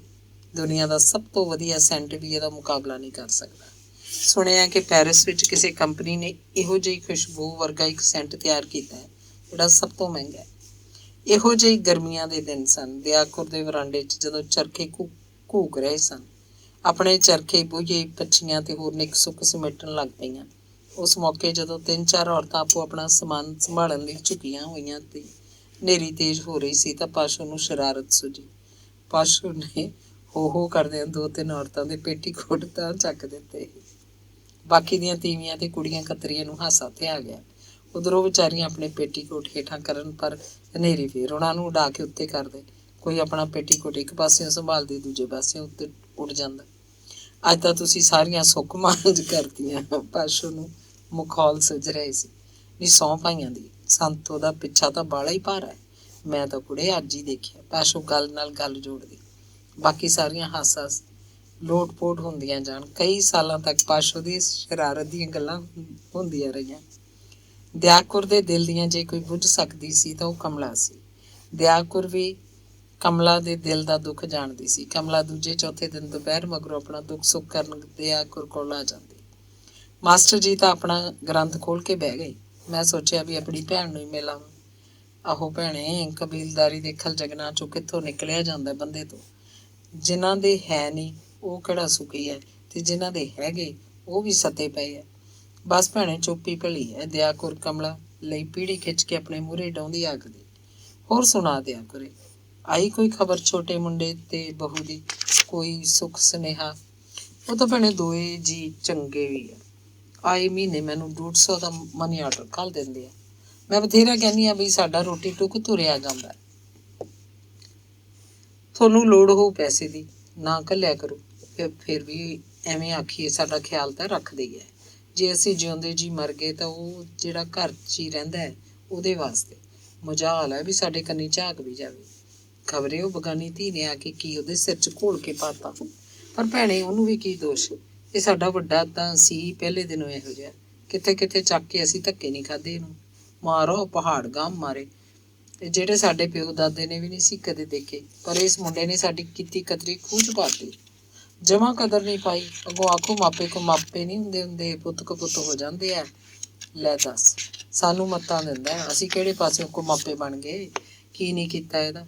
ਬਿਮਾਰੀ ਤਾਂ ਪਾਣੀਆਂ ਮੰਗੋਂ ਪੈਸਾ ਰੋੜਿਆ ਸੀ। ਬਿਮਾਰੀ ਪਤਾ ਨਹੀਂ ਕਿਹੋ ਜਿਹੀ ਸੀ, ਖਬਰੇ ਸੀ ਵੀ ਕਿ ਨਹੀਂ। ਵਿਆਹ ਇਹਦਾ ਚੰਗੇ ਘਰ ਕੀਤਾ, ਹੁਣ ਵੀ ਅੱਡ ਵਿੱਡ ਹੈ। ਪਰ ਆਟਾ ਦਾਲ ਦੇ ਲੱਕੜਾਂ ਅਜੇ ਵੀ ਸਾਡੇ ਕੋਲੋਂ ਮੰਗਦੇ ਆ। ਨਾ ਨਹੀਂ ਦਿਆ ਕੁਰੇ, ਤੂੰ ਐਵੇਂ ਨਾ ਝੋਰਾ ਕਰਿਆ ਕਰ। ਮੇਰੇ ਕੰਨੀ ਝਾਕ, ਨਿਆਣੇ ਤਾਂ ਰੱਬ ਦੀ ਦਾਤ ਹੁੰਦੇ ਆ। ਸੱਸ ਮੇਰੀ ਮੈਨੂੰ ਕਹੁੰਦੀ ਮਰ ਗਈ ਕਿ ਤੇਰੇ 'ਚ ਹੀ ਨੁਕਸ ਹੈ। ਜਦੋਂ ਦੀ ਆਈ ਹੈ ਢਿੱਡੋਂ ਨਹੀਂ ਫੁੱਟੀ। ਸਾਰੀ ਉਮਰ ਸਹੁਰਿਆਂ ਤੋਂ ਤੇ ਇਹਨਾਂ ਦੇ ਰਿਸ਼ਤੇਦਾਰਾਂ ਦੇ ਮਿਹਣੇ ਸੁਣਦਿਆਂ ਨਿਕਲ ਗਈ। ਪਰ ਅਖੀਰ ਅਸੀਂ ਦੋਹਾਂ ਜੀਆਂ ਨੇ ਸਬਰ ਕਰ ਲਿਆ ਵੀ ਜੇ ਸਾਡੀ ਕਿਸਮਤ 'ਚ ਔਲਾਦ ਲਿਖੀ ਹੈ ਨਹੀਂ ਤਾਂ ਨਾ ਸਹੀ। ਆਹ ਮਾਸਟਰ ਜੀ ਦੀ ਪਿੱਠ ਸੁਣਦੀ ਹੈ ਭੈਣੇ। ਮੈਨੂੰ ਕਦੀ ਇਹਨਾਂ ਨੇ ਨਹੀਂ ਚਿਤਾਰਿਆ ਵੀ ਸਾਡੇ ਔਲਾਦ ਹੈ ਨਹੀਂ। ਮੈਨੂੰ ਬੜੀ ਹੱਲਾਸ਼ੇਰੀ ਦਿੰਦੇ ਰਹਿਣਗੇ, ਆਖਣਗੇ ਰੱਬ ਨੇ ਸਾਨੂੰ ਦੂਜਿਆਂ ਦੇ ਨਿਆਣਿਆਂ ਨੂੰ ਆਪਣਾ ਬਣਾਉਣ ਲਈ ਸਬਕ ਸਿਖਾਇਆ। ਸਾਰਾ ਦਿਨ ਘਰੇ ਉਹਨਾਂ ਦੇ ਪੜ੍ਹਾਏ, ਇੱਕ ਜਾਂਦੇ 2 ਆਉਂਦੇ ਆ। ਪਰ ਸਹੁੰ ਗਊ ਮਾਤਾ ਦੀ, ਸਭ ਤੋਂ ਵੱਧ ਮੋਹ ਉਹਨਾਂ ਦਾ ਚਰਨੀ ਨਾਲ ਹੈ। ਅੱਜ ਮੈਨੂੰ ਕਹਿੰਦੇ ਆਖੇ ਮੇਰੀ ਖੱਬੀ ਅੱਖ ਫੜਕੀ ਜਾਂਦੀ ਹੈ ਸਵੇਰ ਦੀ। ਤੂੰ ਜਾ ਪਤਾ ਕਰਕੇ ਆ ਵੀ ਚਰਨੀ ਦਾ ਕੋਈ ਸੁੱਖ ਸੁਨੇਹਾ ਆਇਆ ਕਿ ਨਹੀਂ। ਕਈ ਦਿਨ ਹੋ ਗਏ ਉਹਨਾਂ ਨੂੰ ਗਿਆ ਨੂੰ, ਉਹਦੀ ਕੋਈ ਚਿੱਠੀ ਵੀ ਨਹੀਂ ਆਈ। ਊਂ ਤਾਂ ਉਹ ਵਹਿਮਾਂ ਭਰਮਾਂ ਚ ਉੱਕਾ ਨਹੀਂ ਪੈਂਦੇ, ਪਰ ਚਰਨੀ ਵਾਰੀ ਪਤਾ ਨਹੀਂ ਕੀ ਹੋ ਜਾਂਦਾ।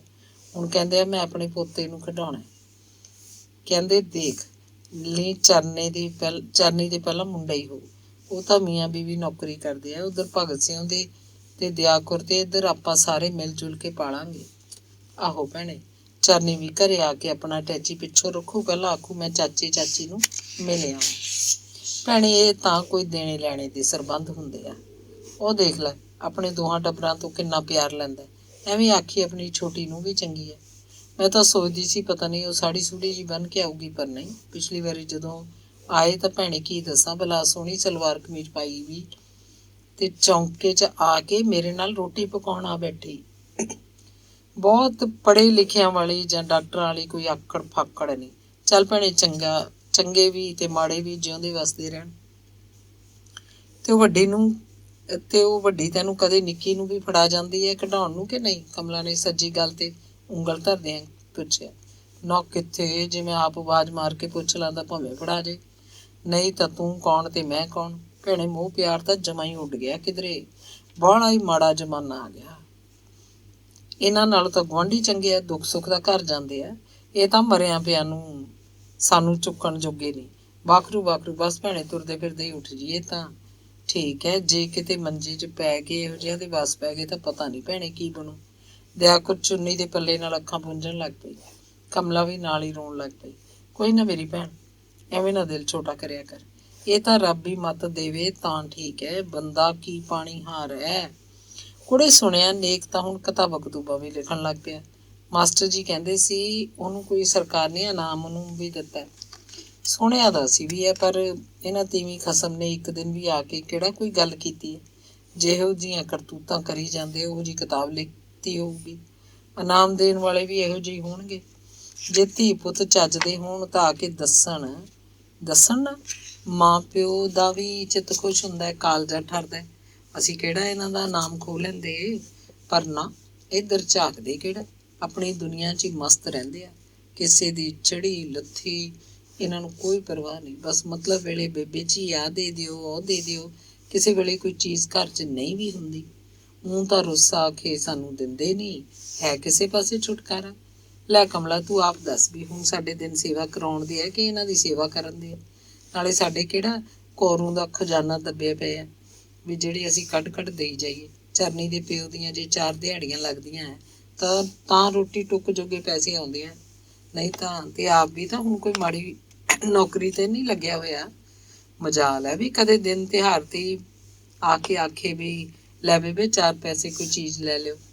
ਨਾ ਮੂੰਹ ਹੀ ਟੁੱਟ ਜੇ ਇਹ ਨੇਕੀ ਇੱਧਰ ਨੂੰ ਮੂੰਹ ਵੀ ਕਰ ਜੇ। ਦਿਆਕੁਰ ਫੇਰ ਅੱਖਾਂ ਪੂੰਝਣ ਲੱਗ ਪਈ। ਧੁੱਪਾਂ ਢਲ ਚੁੱਕੀਆਂ ਸੀ। ਚੰਗਾ ਭੈਣੇ ਦਿਆ ਕਰੇ, ਮੈਂ ਤਾਂ ਮਾਸਟਰ ਜੀ ਨੂੰ ਚਾਹ ਕਰਕੇ ਦੇਣੀ ਆ, ਉਹਨਾਂ ਦਾ ਚਾਹ ਪੀਣ ਦਾ ਟਾਈਮ ਹੋ ਗਿਆ। ਆਥਣੇ ਉਹ ਦੋਹੇ ਚੇਲੇ ਆ ਜਾਣਗੇ। ਧੰਨਵਾਦ।